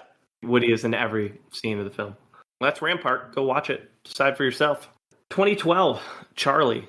Came out in 2012, just to confuse everybody. I believe when we covered this on the Oliver Platt episode, I think it was Aubrey that was like, the one actor I felt like understood the assignment of this movie was Woody Harrelson. Isn't he like the loony homeless guy in this movie? He's like a apocalyptic. Yeah. He has like a doomsday podcast and he's a prepper and he knows what's going on. That's right. But he seems like a loon until it actually starts happening. He's right. Turns out he's vindicated. Yeah, he was right, which always sends a funny message in movies like this, where they present a character where you're like, oh, look at that. That's a fun, stupid person. And then like, actually, we should all be more like that person, even though... Can I come into your bunker? Yeah. Yeah. I think he best understood the movie because he is the only person like having fun. Yeah. Like it just seems like he had fun, which I mean, I think these movies are supposed to be a little bit more fun than they are serious, especially 2012. I think it just shows range on his part, going from Zombieland to The Messenger to Rampart to 2012. It's just vastly different types of roles. Yeah. All over the place. For sure. The role he didn't want to take, but his first of 4 Hunger Games films is Hey Mitch, alongside J. Law and Stanley Tucci. We'll say this all the time. These movies are great. He's a huge part of why these movies are great. He's so good. And as a person who read these books and has taught these books, he is perfectly casted because he just falls into that role in a very believable way. He's like her mentor, right? Yeah, he's the coach. Yep. And he's like half in, half out because everyone else that he obviously coaches like fucking loses. So, if you want the playbook, I'll tell it to you. But if you don't give a shit, whatever. Obviously, the story progresses from there. I just love that every time the Hunger Games comes up, it always starts with me and Aubrey discussing how these movies hold up so well. Like the first one is like a genuinely very good movie. Like you rewatch it and you're like, wow, that's a fantastic story. Excellent movie. I think Woody Harrelson's performance in this deserved like actual praise because this movie is complicated in a way that kind of falls outside the bounds of a typical young adult story. This movie is like not just about like revolution and war. It's also about trauma, which is really what Woody Harrelson's character is doing. It's what Hey Mitch is kind of representing. He's not just half in, half out in the sense of like, oh, you might die. It's half in, half out. I've seen everyone die. Like that's what I do every year. And not only have I seen everyone die, I'm reminded that I also witnessed and saw people die in front of me and had to kill people. His character is so important to this world expanding in a way that makes this story work. And Woody Harrelson is the perfect conduit for it. Yeah, conduit, great word, because if you think about it, you got these kids coming in and he's a representation to them of what they need to do and then what they will be doing once they've done it. It's such a great idea for a character. And like I said, I never would have pictured him in this role, but once I saw him in it, I was just like, I can't imagine anyone else. Just like there's no other Katniss. He's great. You're right. I love these films. Woody Harrelson makes this character so beloved. These books weren't finished when she signed the movie deal. She finished the 3rd book after the movie deal was signed. Woody Harrelson gets cast as Hey Mitch. We fast forward 10, 15 years, however long it's been. Now there's a whole book and a movie about just that character. That's how good of a job he did. It's remarkable what he decided to bring to this movie that apparently he didn't want. And the news to that makes me sad. In his mind, he's like, I didn't feel like this character was well written, blah, blah, blah. And then as he was told he was wrong, he's now been like, obviously I was incorrect. Like, what do you want me to say? But that speaks to his brilliance too, because a lot of times when you come into a role that you don't want, you just mail it in. He did not do that. No. Yeah. He said, all right, if I'm going to do it, I'm going to be there forever. And he nailed it. Not for nothing, the adult characters in a lot of these stories are underwritten. Yeah. Which is why it's important who you cast. So when you cast Woody Harrelson, when you call in these people and Jeffrey Wright's in the 2nd movie, Julianne Moore comes in the 3rd movie, like when you call these people, Philip Seymour Hoffman, They're going to help you fill in the gaps a little bit. And that's what he does. You even missed my favorite side character, which is Stanley Tucci as the game show host. Yep. So cartoonishly over the top. It's incredible. Perfect. Yep. I honestly think Woody Harrelson is probably the second most important person to making this movie work. The mentor role in this type of story, you have to nail it. It has to be believable. There's so many good actors in this. Speaking of movies with so many good actors, Seven Psychopaths, 2012. Played Charlie alongside Sam Rockwell. Movie we haven't talked about in a long time. Should I watch this or Natural Born Killers, or should I watch both? Natural Born Killers over Seven Psychopaths. I mean, this one's decent, but Natural Born Killers is just, I think, a more memorable film, personally. Totally depends on the type of drugs you're doing while you're watching either movie. You're going to feel like you're on drugs if you're watching these movies. I mean, you might like Seven Psychopaths better just because of the screenwriting angle to it, like a filmmaking, writing side. That might intrigue you as a premise. He already said he doesn't like Oliver Stone, so I think he will hate... Martin McDonagh? I think he'll hate Natural Born Killers. That's fair. Woody's one of the characters within this story, and it's like a ruthless killer, from what I recall. But we also don't have to talk much about it. I watched this movie when it came out, and I remember liking it. And what stood out to me the most was how much I enjoyed Christopher Walken's performance. It's wrong tone.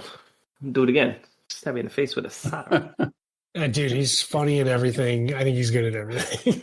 Wrong tone. In 2012, he was labeled PETA's sexiest vegetarian in the world, alongside Jessica Chastain. They kind of co-shared the title there. It's amazing that they have that. Mm-hmm. It's a good vehicle to talk about his vegetarian, vegan self. Again, couldn't eat real Twinkies on the set of Zombieland, which might be the most heartbreaking thing, given that plot line in that movie, but I get it. Do you think he won the sexiest vegetarian because a few years prior, he made a commercial trying to convince the Pope to give up meat for Lent? Most likely. I think he's doing some heavy lifting for the vegetarian crowd. The guy has never pretended to be something he's not outside of work. Yeah. Now You See Me. Jake, 2013, alongside Michael Caine, first of 3 of those films. The most recent one came out last year, I think. He's a mentalist. I'm probably going to get roasted for this. Oh, boy. I like these movies. Oh, man, you are going to get roasted for that. I like all these movies. You like all of them? They're so easy to watch. The first one is passable. Yeah, I agree. First one's passable. This newest one, what the shit? I didn't see the newest one, but It's not good. Bleed the money dry. Now You See Me, Now You Don't. It's a little weird. You guys, the thing about magic is if you're there in person and witnessing it, it's pretty cool. If you're watching somebody literally do magic on television where you know that it's not real, there's nothing impressive about what they're doing in the film. Yeah, I don't like it. I feel like you're taking passive-aggressive shots at Chris Angel right now. It's the mind freak, bro. What are you doing? That's right. You have to be careful. I love magic in real life. I am a huge fan of magic. I'm just not a fan of these movies. The one thing I did enjoy about rewatching this, because I haven't seen it since the first time I saw it, was just knowing the Mark Ruffalo character turn. I just watched it for that, just to kind of see how Mark Ruffalo plays that character throughout the film. And my disdain for these films has nothing to do with Woody Harrelson, just so we can be clear on that. I agree. Yeah, no, he's actually a lot of fun. Consistently all throughout. I like him in the role. Christina watched this with me, and she was like, I hated that ending. I was like, I understand. You don't have to explain more. Case, I don't hate these movies. There you go. We're all coming around. I don't think they're good. There's enough people that I like in them. They're fine. I'll watch them. When I rewatched them, first 2, in preparation for Now You See Me, Now You Don't, just to make sure I was caught up on the lore. It's not terrible, but as a person who likes magic movies, this is sad because Dames is right. All of the things that are bad about magic in movies are present in this movie. Case, use your mentalist skills. Yeah, but they stuck it to the man. They did stick it to the man. It was fun watching Michael Caine lose all his money. I will say that. Yes. I'm telling you, we keep talking about this movie. Everybody's going to be coming around on this. All right, let's get to highest critic score. The Edge of 17 plays Mr. Bruner from 2016 alongside Haley Steinfeld. Aubrey. I love everything about this movie. This is right up my alley. I love coming-of-age stories. I've always been a fan of that. This is one of the better coming-of-age stories I think I've ever seen. So it's about Haley Steinfeld's Nadine, who is on the surface level is just going through regular coming of age, teenage drama, late high school angst. Everything sucks. Everything about me sucks. Everyone else is great. I mean, it kind of flips on her head when her best friend starts sleeping with her brother, who she hates her brother. Underneath the surface, this movie is a lot more about trauma and a response to trauma and how a family kind of navigates in like an unspeakable trauma. When her dad dies, her dad, the only person she says is close to her and understands her and helps her through the internal things that she has going on. Her dad was the only one that was able to help her navigate through that. And she actually witnesses him die. And the rest of the movie is her essentially navigating that with her family in the midst of her losing her only friend, which is her best friend, because she starts sleeping with her brother. I think this movie's beautiful. I think it's beautiful because it takes young people's emotions seriously and presents them in a way that is not just powerful, but it shows them in a way that's meaningful instead of just an over dramatic kind of pointless thing. It takes it very serious, but it also expands this to all of the people around her. So it's not just about her trauma. It's also about how her trauma is pushing her to act in a certain way towards other people, how it affects those people, how it's tearing apart this family. Haley Steinfeld is amazing, absolutely amazing in this movie. It's the first time in her young career that when I saw this movie at first that I realized she had a whole different gear to go to. I also am a huge fan of Haley Richardson. Doesn't get a ton to do. Great showcase for actresses named Haley. Yeah, she doesn't get a ton to do, but she makes the most of what she has. Woody Harrelson plays her teacher, which she just kind of connects with. They bond seemingly over sarcasm and just kind of what appears to be general misery. And he helps kind of guide her through this. He's almost like her spirit guide through this situation. And it's a cool relationship because it shows a different side of the teacher-student relationship that movies often miss and get wrong. This movie gets really right. The shit talking. Yeah. There's different ways to connect with kids, and connecting with them on their own level is something that you have to do, which he does. From the very first interaction, that's what he does. He's meeting her where she's at with her own language, which is, I think, what fosters that bond in between them, is why she feels so comfortable with them, because she gets it. So he's able to say things that are wholly inappropriate to say to a kid, but they become less inappropriate because of who he's saying them to and how they bond. I think this is a beautiful movie. I think it's the best of what coming of age young adult stories can be. I mean, I think that's what happens when you pair great writing with really great performances from young people and older people. It is a movie I think everybody should see. And Woody Harrelson is great, but so is every single person in this movie. 100% agree with everything you said. And I just want to reiterate how tasteful the big moments were done. Nothing was overdone here. Nothing was overcooked. It wasn't made to be like outside the realm of possibility. Like even when you can see where they could go with it. Mm-hmm. But everything was so tasteful and perfectly executed. It is a beautiful film. I love your review. Hell of an endorsement. Look at that.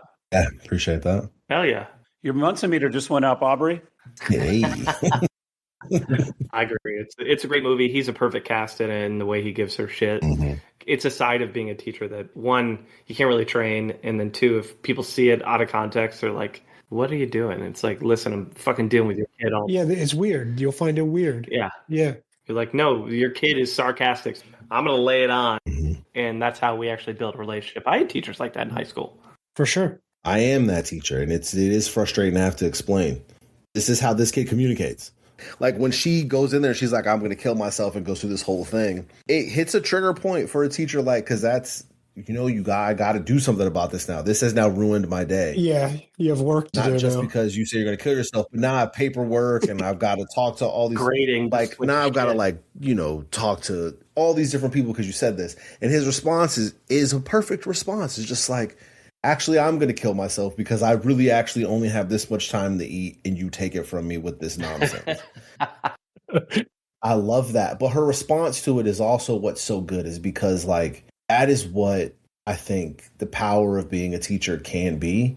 And this movie depicts that in a way that other movies don't. Yeah. And it's sad because never does this movie feel inappropriate, even though this teacher's doing things that people would deem inappropriate. Yeah. Yeah. And that's because I think we've watered down and really torn down teaching as a profession and made things that don't have to feel gross, made them gross because of our own insecurities. Yeah. And this person does a great thing and maybe possibly helps saves this girl's life by just being a good person.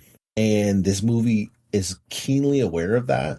And I wish more people could see just that part of this, because like that's what building a relationship with any human being is being there for them in this time in the way that they need to be there. And it doesn't always look the way like a really set up and planned out way. It just kind of is whatever it is. And I think that relationship is really depicted nicely. I agree with you. Lovely movie. I was surprised the first time I watched it. The relationship between the two of them that you just described is refreshing to see. Love it. Let's keep her moving. LBJ plays LBJ. I'm conflicted. Someone help me with this movie. I am too. I am too. The first act, I was like, I don't think I can get over the fact this is Woody Harrelson playing LBJ. By the time I got to the end, I was like, all right, maybe. But I don't know. Like, it's hard to disconnect the Woody Harrelson of it from the biopic about LBJ. That's my struggle. Well, I'm going to shout out my beautiful, loving wife, who is amazing and maybe the greatest human being to ever live. And we're watching this movie, probably 3/4 of the way through this movie, and she just turns around and goes, so wait, is LBJ a good guy?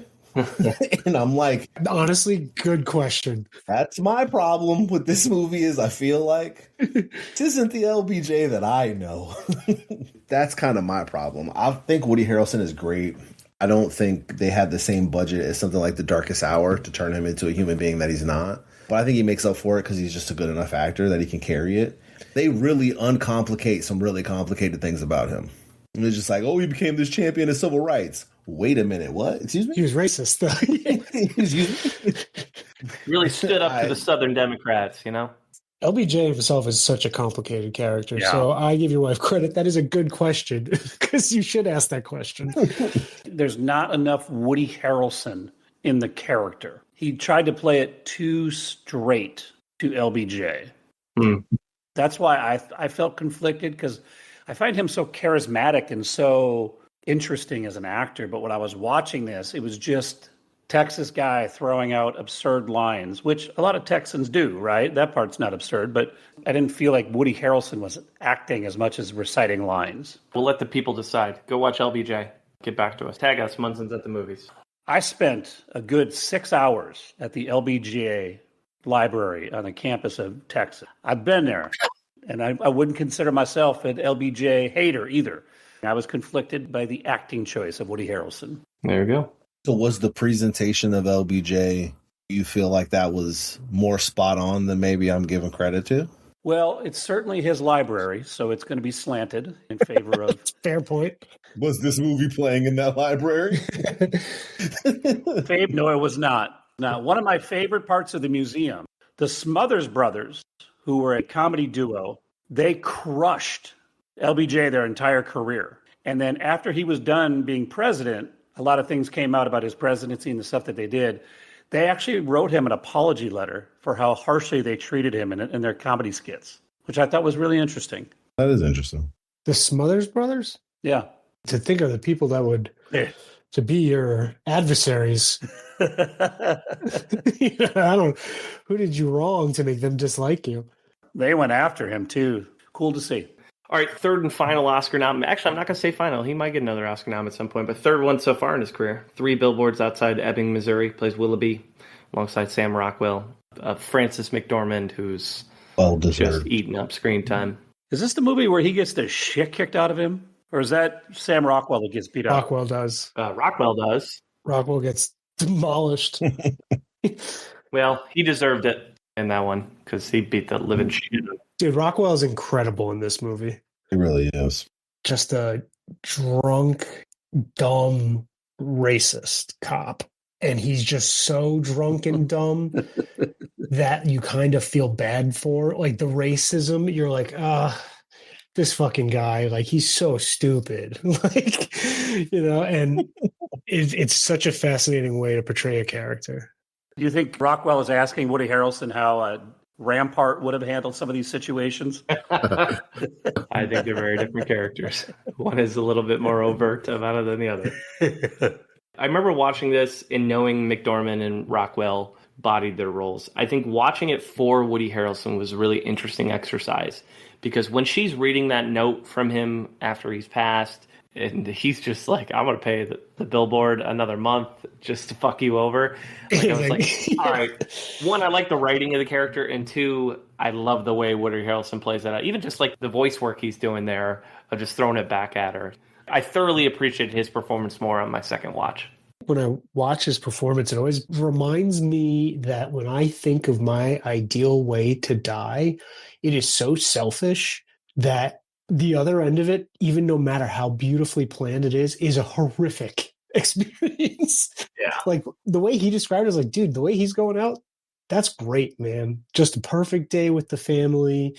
And I'm not going to let this cancer take my dignity. And then on the other end, they're like, this was the worst day of our life. Yeah. Could not have been worse. He's like, I don't need you spending years taking care of me while I wither away. Like, you're going to finish on a positive note. Yeah.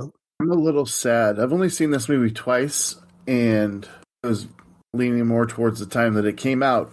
I don't remember Woody Harrelson's character in this film, but I know that I love this movie and I love the writing. I don't have any comment on him because I don't remember it. He's the police chief who is the one who she's calling out and is like, you haven't found my daughter's killer. And he's like, we're fucking trying. Mm-hmm. Okay. He's like, we've turned over every rock we can. He's like, it's not that I don't care. And so when he's writing the letter to her after he's killed himself, it's him talking about like, I don't think I didn't care because I really did. I'm sorry that we couldn't figure out. I hope you find peace. I hope you find him. And I'm going to pay for that billboard for another month to make your life. I got to watch it again now. I'm going to watch it again now because I like this movie. It took some hits during that Oscar season. Yes, it did. I still think this movie is good in a lot of different ways. I think his character is awesome. I think he brings a softer side to this movie that it needs. Because Frances McDormand is like just on fire. Intense. Sam Rockwell is an insane person. Everyone is kind of on edge. And he is like this calming balance. And then that moment, I can literally picture the beach sequence of that movie.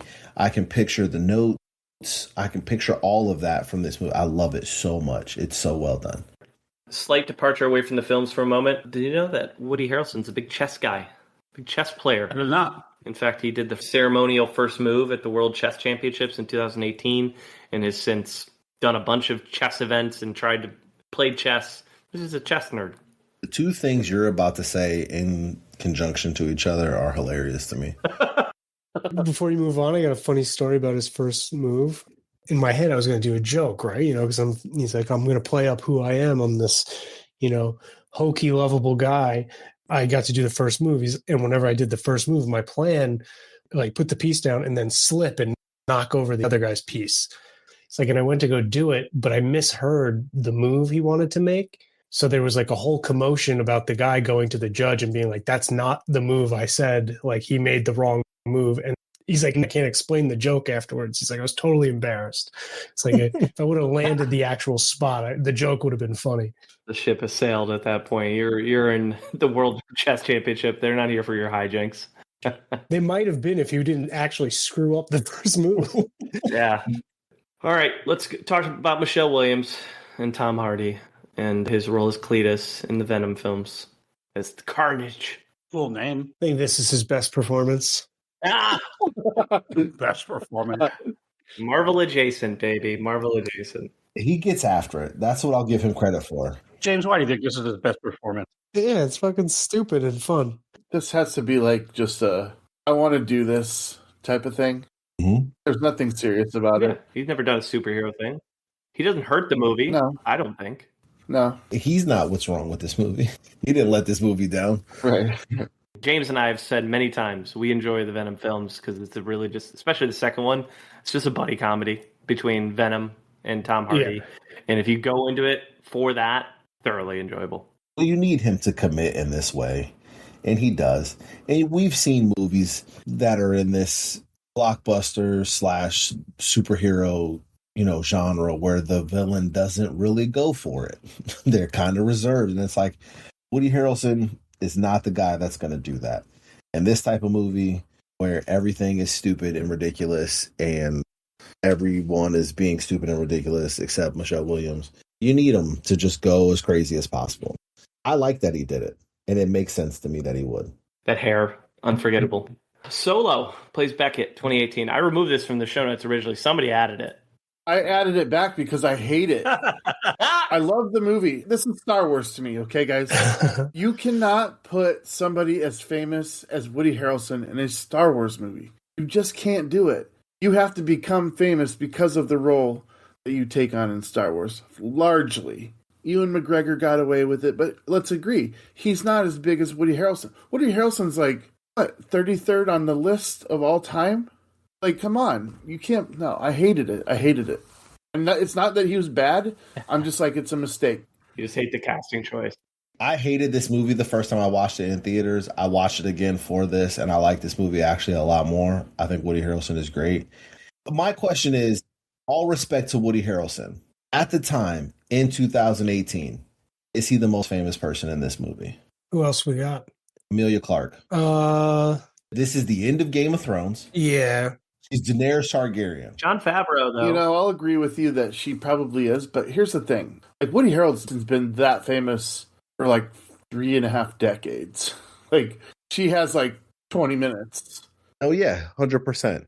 I think putting Woody Harrelson in Star Wars, which is the same universe where you have Han Solo, which is supposed to be the coolest character in the world, in a Han Solo movie is a mistake because Woody Harrelson is cooler than all of the depictions of Han Solo I've ever seen.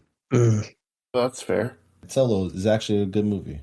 I agree. I loved it. So the person out there that's like, no, this movie's trash, watch it again. It's pretty good. All right, James, did you like our largest audience gap, which is Midway from 2019 featuring Dennis Quaid?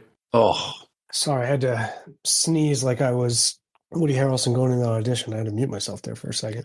You got the part. Yeah.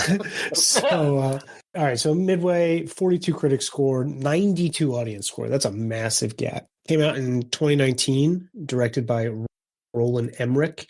If you don't immediately recognize your name, I promise you know his work. Independence Day, Godzilla, Day After Tomorrow, The Patriot, 2012.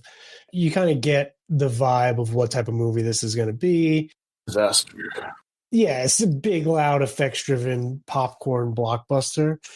And let me tell you, in the movies I named, real hit or miss. The ones I like, I love.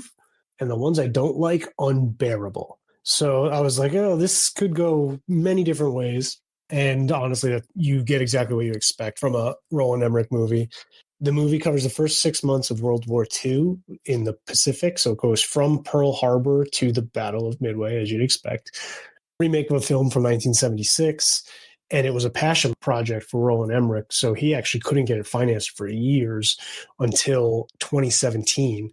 You would think with that kind of dedication, you'd be hopeful that it's going to be something special, but it's not. You get a mixed bag. Positives, because there definitely are some. I think the action sequences are dope. I think they're intense.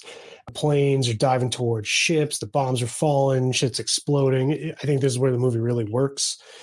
CGI is not that bad, even on my shitty screen here in my living room. There's like a scale to the battles. I read that Director of Naval History and Heritage Command, that's a position, I'm sure. He said it was the most realistic naval combat movie he'd seen. It's like, obviously, there's some Hollywood elements to it, but you could see the mechanics of the battle, the strategy, and it was historically accurate to like the legends that took place. But that's about where the movie like loses momentum. You want to make an epic war movie, you need to have emotional anchors. You need to have characters people can latch on to. And Midway just juggles like every major World War II story that took place in the Pacific. Dennis Quaid, Woody, Patrick Wilson. Then we got Luke Evans, Aaron Eckhart, Mandy Moore sighting in there. But like no one's given any room to breathe. That's the stern commander. That's the cocky pilot. That's the no-nonsense wife. It feels more like a B movie, I guess. So clunky dialogue, the whole deal. It's tough to watch. But if you're looking for like a deeply personal, character-driven movie, this ain't it. You want to watch like a visually impressive popcorn style war movie? This is the type of movie you like throw on at like 2 p.m. on a Sunday and like take a nap and you're like, oh yeah, I think I did like that movie. Like it's not bad. The action is strong. It's just the characters and the script is basic. So I would say to pick between those, like where they are, I'd put it in like the high 50s. Roland Emmerich, right down the middle, almost like his filmography. You love Independence Day, but you get really annoyed at other ones. I don't think this movie is very good. I find it painfully boring. For years, since seeing it in the movie theater, I called it Generic White Guy the Movie because everyone looked the same to me. Dude, they did. Same haircut. When I said I was going to watch this, my wonderful, amazing, beautiful wife asked me, who's in that? And I go, I don't know, because they're all the same person. But it's a bunch of white guys. I feel like that I'm vindicated by watching this a second time. This was one of those where like it was almost good because I just like war movies and I like history. So it was like, I wish someone else would have made this movie with other people. And Woody Harrelson is kind of a nothing burger of a character and a performance. Yeah, I think a lot of the characters are nothing. This is the guy's name and what he did at that moment. I'm like, all right, cool. Yeah. So kind of rounding things out, 2020 to present, I'll toss this question out to you all. He's been very busy since 2020. Like Woody's done a ton of shit. What's something that stood out to you between 2020 to now that you really like? Triangle of Sadness for me is the main one that I really like. Oscar-nominated film. He plays a boat captain that does not want to be there in the slightest and is just going down with his ship. And he made me laugh in that movie, in a film where people are throwing up everywhere and it's pretty gross to watch. And Kate. I really like the movie Kate, and I like his role in the movie Kate. True Detective. The first season of True Detective was insane. It was both of him and McConaughey, at least in my pop culture brain, they went from actors that I liked in certain roles to being like, oh, those are actually really good dramatic actors, and maybe I just haven't been paying attention because of their performance in True Detective.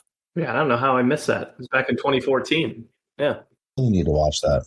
In a rewatch, I found it amazing how hard Matthew McConaughey would have been to act off of, because he never makes eye contact with Woody Harrelson when he's talking to him. And I just thought, man, Woody Harrelson is really doing a good job in a tough situation with Matthew McConaughey. And the way their characters interact is like, it reflects that, where you feel the frustration. McConaughey's character he's clearly smart. He's clearly great at what he does, and he is unbearable to just have a normal conversation with. Just like you can't talk to him about anything without it being this esoteric musings on the world and what we're really doing here. Is like, I think one of my favorite lines is he invites him to dinner, and he's like, my wife said I need to invite you to dinner, and I just want you to stop saying weird shit. He's like, you're going to be around my daughters, just don't say weird shit. That's so funny. In answer to your question, I think for me, Last Breath. Yes. Good movie. Love that movie. I like it when he's playing somebody that's real, that he doesn't necessarily have to look and sound like. He can just be free to do what he wants to do. I would argue that Larry Flint was great, Yeah. But I do enjoy that he got to do like a real character that is no one's going to be overly critical, and they're just going to focus on the story and what presented, and not be like, he doesn't look like that diver guy that no one cares, Yep, you get caught up on the wrong thing. So, but it was a good movie. It was really good. I liked it. That movie could have got corny really easy. And that was one of my favorite movies I watched getting ready for this episode. It's a good movie.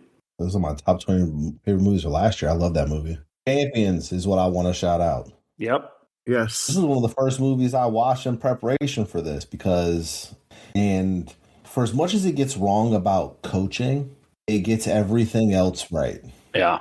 Like, I kind of hate the secondary league basketball stuff. I kind of hate all of that. But as soon as that's over, I love everything about this movie. It's sweet in all the best ways. It kind of brings all of this story together. It allows his character to flourish and do what it needs to do and go on his arc. It centers all of the other actors that are on his basketball team in a very careful and fun way. It's a really sweet movie. He speaks very highly of it. the filming experience and the relationships he built. You can tell that he's doing something he wants to do. Executive producer, too. That's one of the things I thought about, like watching this movie. I'm like, I bet this guy had a blast because I bet this guy just really wanted to do something like this. And so he just showed up and had a blast every single day. And that comes across. And I think that's really cool. And it speaks to kind of who he is as a person. I feel like Aubrey and I have some kind of cool wavelength going tonight with our... and now, because he said something that I want to just pull out a little bit more. It was like the coaching aspect of it. Let's be realistic. When you're dealing with those kids, it's not really about coaching. It's about the humanity of it. I mean, what he said was perfect. It's like coaching elements I couldn't care less about because you didn't get that right. But like the rest of it, which is what you truly care about in this story, was spot on. Thank you for that. That was another great observation, sir. I will not get the same praise because my next input was I really liked him in Planet of the Apes. Oh, yeah, War for the Planet of the Apes? Yeah, dude, that trilogy's great. He's so good in that. Yeah. He's like legitimately menacing. He said in hindsight he would have played the character differently, but I don't think it means he dislikes his performance in it. No, I disagree with him. Because I have all the right to say that. I saw the same interview as Kyle. He said it's the one role he's like, I think about how I should have played it differently. Yeah. I found him to be like actually menacing. He's a good villain. Yeah, but that era is a tough to be villain in because Negan from Walking Dead was such a huge... If you were a villain in the movie and you weren't like him, you weren't good. But if you were a villain in a movie and you were like him, then people are like, you're just ripping off that guy. So that era is a tough time for Woody Harrelson to be in that role. It's good in context. There's only one thing left, his bingo card, really. He's got the Star Wars, he's got all the little things. All he needs now is to try and hop into these new Lord of the Rings movies that are coming out. That'd be so funny. Woody Harrelson in a Lord of the Rings movie is amazing. A thick American accent of some kind in a Lord of the Rings would be great. Y'all headed to Middle Earth? Real good.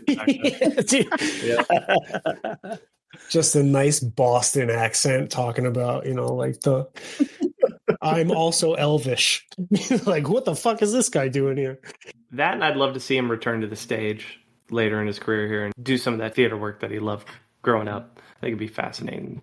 This is one of our longer episodes. There's so many movies in there that I've seen or others have seen that we didn't talk about that you could mention. Like, I was just looking at it, I was like, I like Wilson, The Highwayman. Like, there's a bunch of other movies in there. Like, that's good movies, solid performances. We just don't have time to get into Glass Castle with Brie Larson. Let's toss it to Case for top performances. So I had two choices tonight that I liked. I settled on the Esquire list because we've not used one from them before, even though I liked the Gold Derby list better, but I thought we'd spread it around a little bit. So tonight's list comes from Esquire.com, March 22nd, 2024, and it is Woody Harrelson's top 20 performances, but we're just going to shoot for the top 10. We have brought up every single movie on here except one. Ooh, White Man Can't Jump, baby. Get us on the board. White Man Can't Jump is number 3. Larry Flint. People versus Larry Flint is number 6. The Messenger.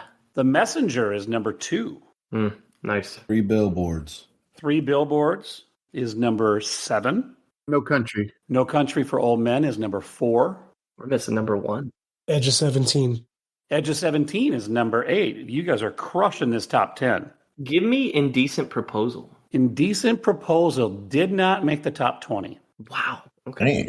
Natural Born Killers. Natural Born Killers is number 5. So we are missing the number 1. Roy E. Munson. Number 1, baby. That's why I didn't like this list. Kingpin comes in at number 13. At least it made the top 10. Yeah. We're missing number 1? This is Zombieland? Zombieland is number 1. All right. Wow. Oh, nice, dude. Hell yeah.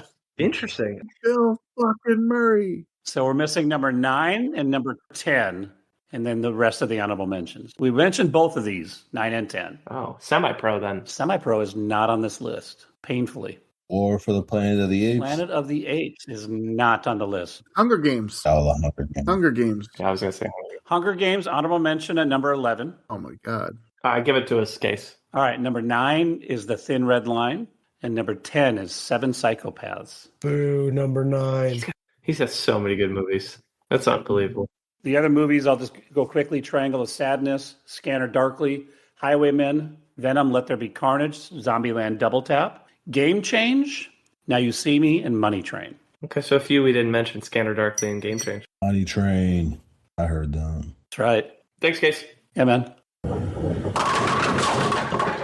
Let's get into the Munson Meter. What we do, we rate every actor on a scale of 0 to 100. Can be based on a variety of factors that could include anything from longevity, project choice, pop culture impact, acting range, awards footprint, other talents, personal life, comedic chops, box office success, and anything else that matters to us as Munsons.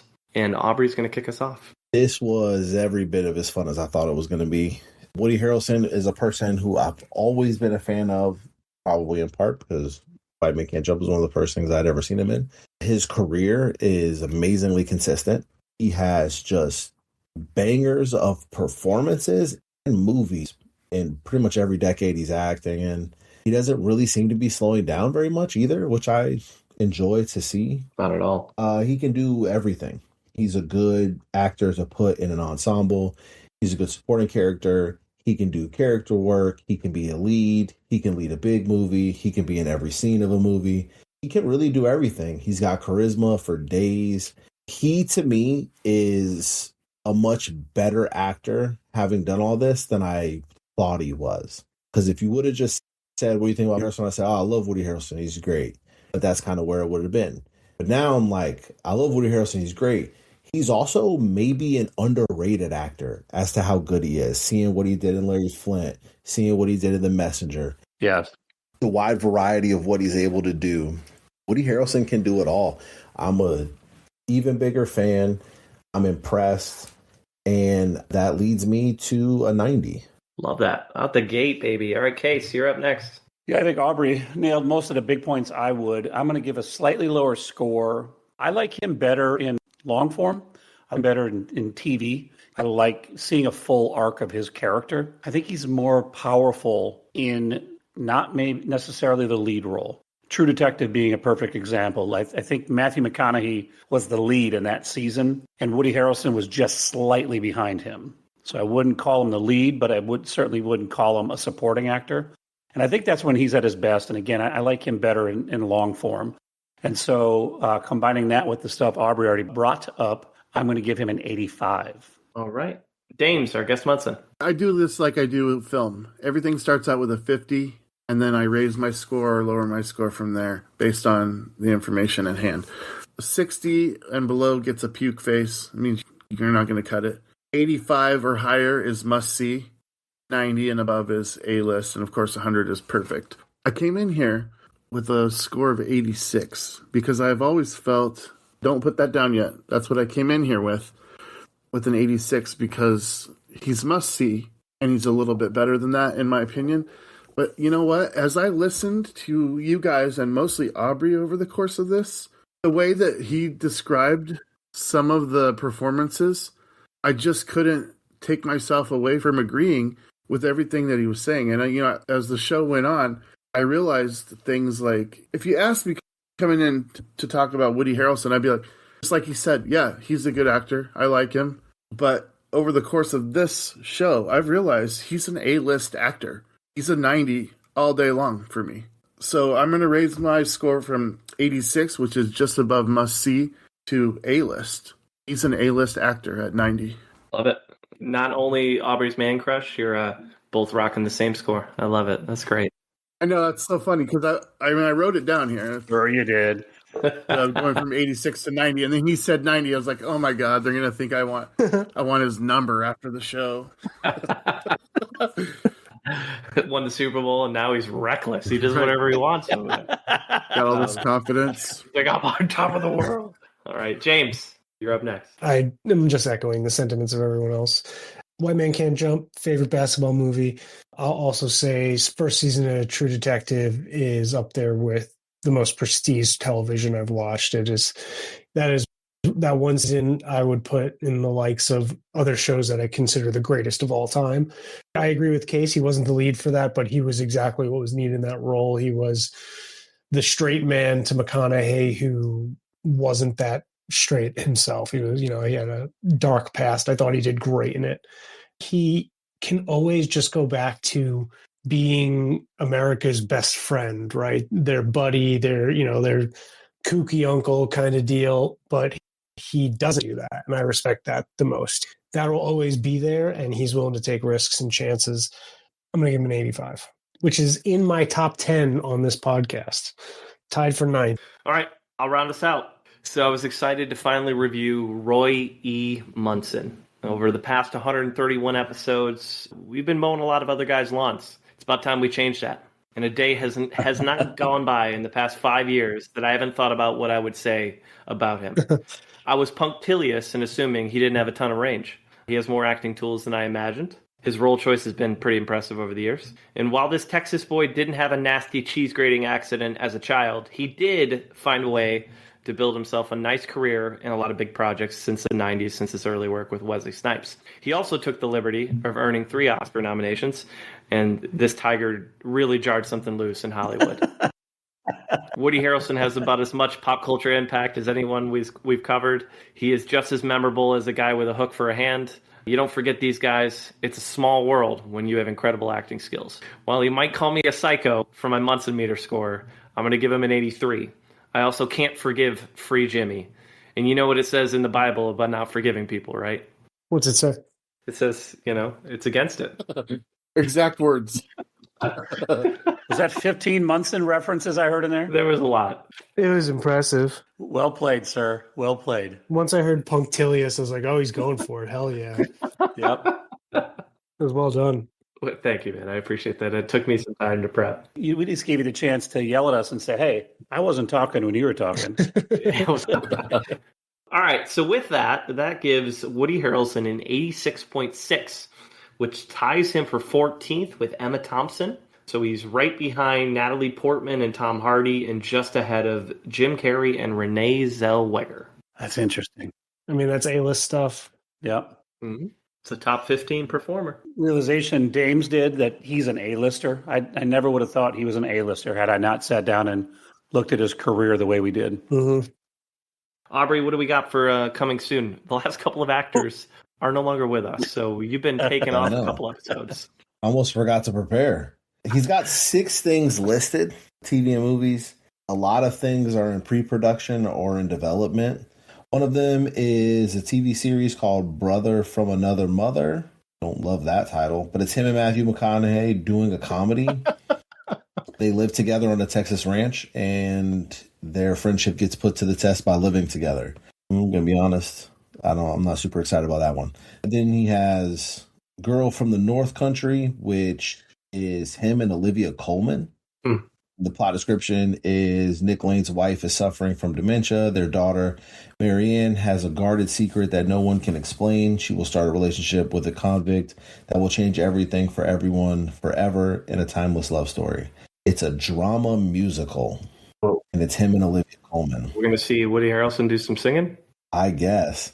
And then the last one is Fulfill, which is a comedy. I don't know if it's a series or a movie yet, but it's him, Tim Heidecker, and Kristen Stewart. Totally in. That last one got me, no question. Oh, he's got plenty coming. Yeah. So I'm not going to bail out the title Brother from Another Mother for the obvious the reasons why that could be terrible. What I will say is there was a speculation made by Matthew McConaughey that Woody Harrelson's dad could be Matthew McConaughey's father also. Yeah, I read that. Yeah, and they were like half joking, like, we should get a DNA test. Like, haha. Because it's like what people are going through now with like 23andMe, where it's like, do I want to out grandpa like that? I don't fucking really know if I want to do it. You don't want to know that information if you could avoid it. Yeah.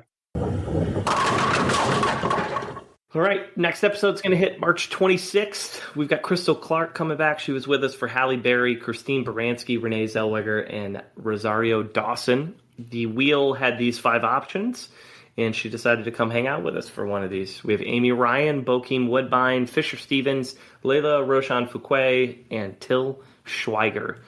Quickly, what do we love or hate about that list? Bokeem Woodbine. That'd be fun, right?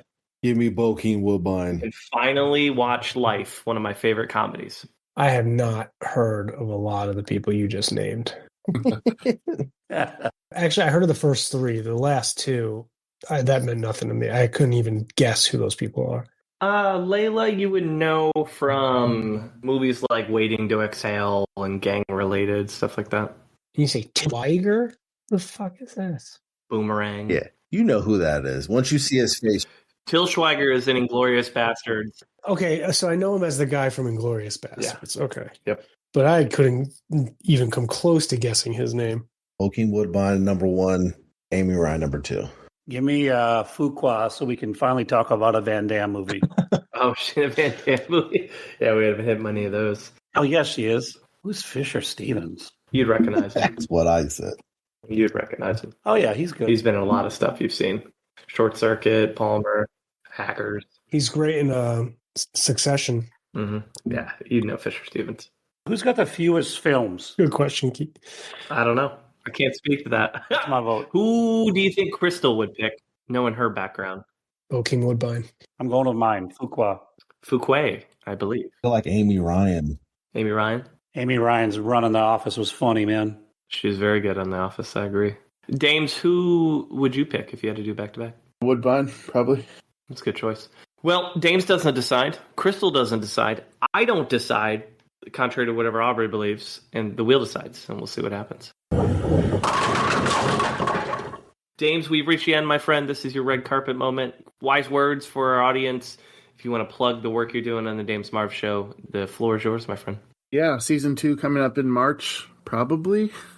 10 new guests, 10 new shows, 3 hours each. Monday, Wednesdays, and Fridays, all throughout the month. And my movie reviews are on my Loch 22 Productions YouTube page. I think we're right in the area of about hitting 600. So, and most of them are from 2025 and 2026. So check that out, the movie shelf. Other than that, there's plenty of other stuff going on. So check out the page. You guys are always churning out content. Your episodes are truly entertaining. Thank you. Well, Dames, we love having you, man. Thanks for being with us again, and we'll look forward to next time. Yeah. So as we wrap things, you can catch us on Instagram and Threads, Munsons at the Movies. You can email us, munsonsatthemovies@gmail.com. Any final thoughts from Woody Harrelson? In the last 17 years, a day hadn't gone by that I haven't thought about what I'd say to you if I ever ran into you again. Why don't you get the hell out of here? You ruined my life. Munsons Out.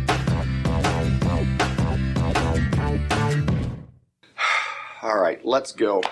Thank you for the education, gentlemen. We've just received a PhD in stupidity. Doctor, shall we?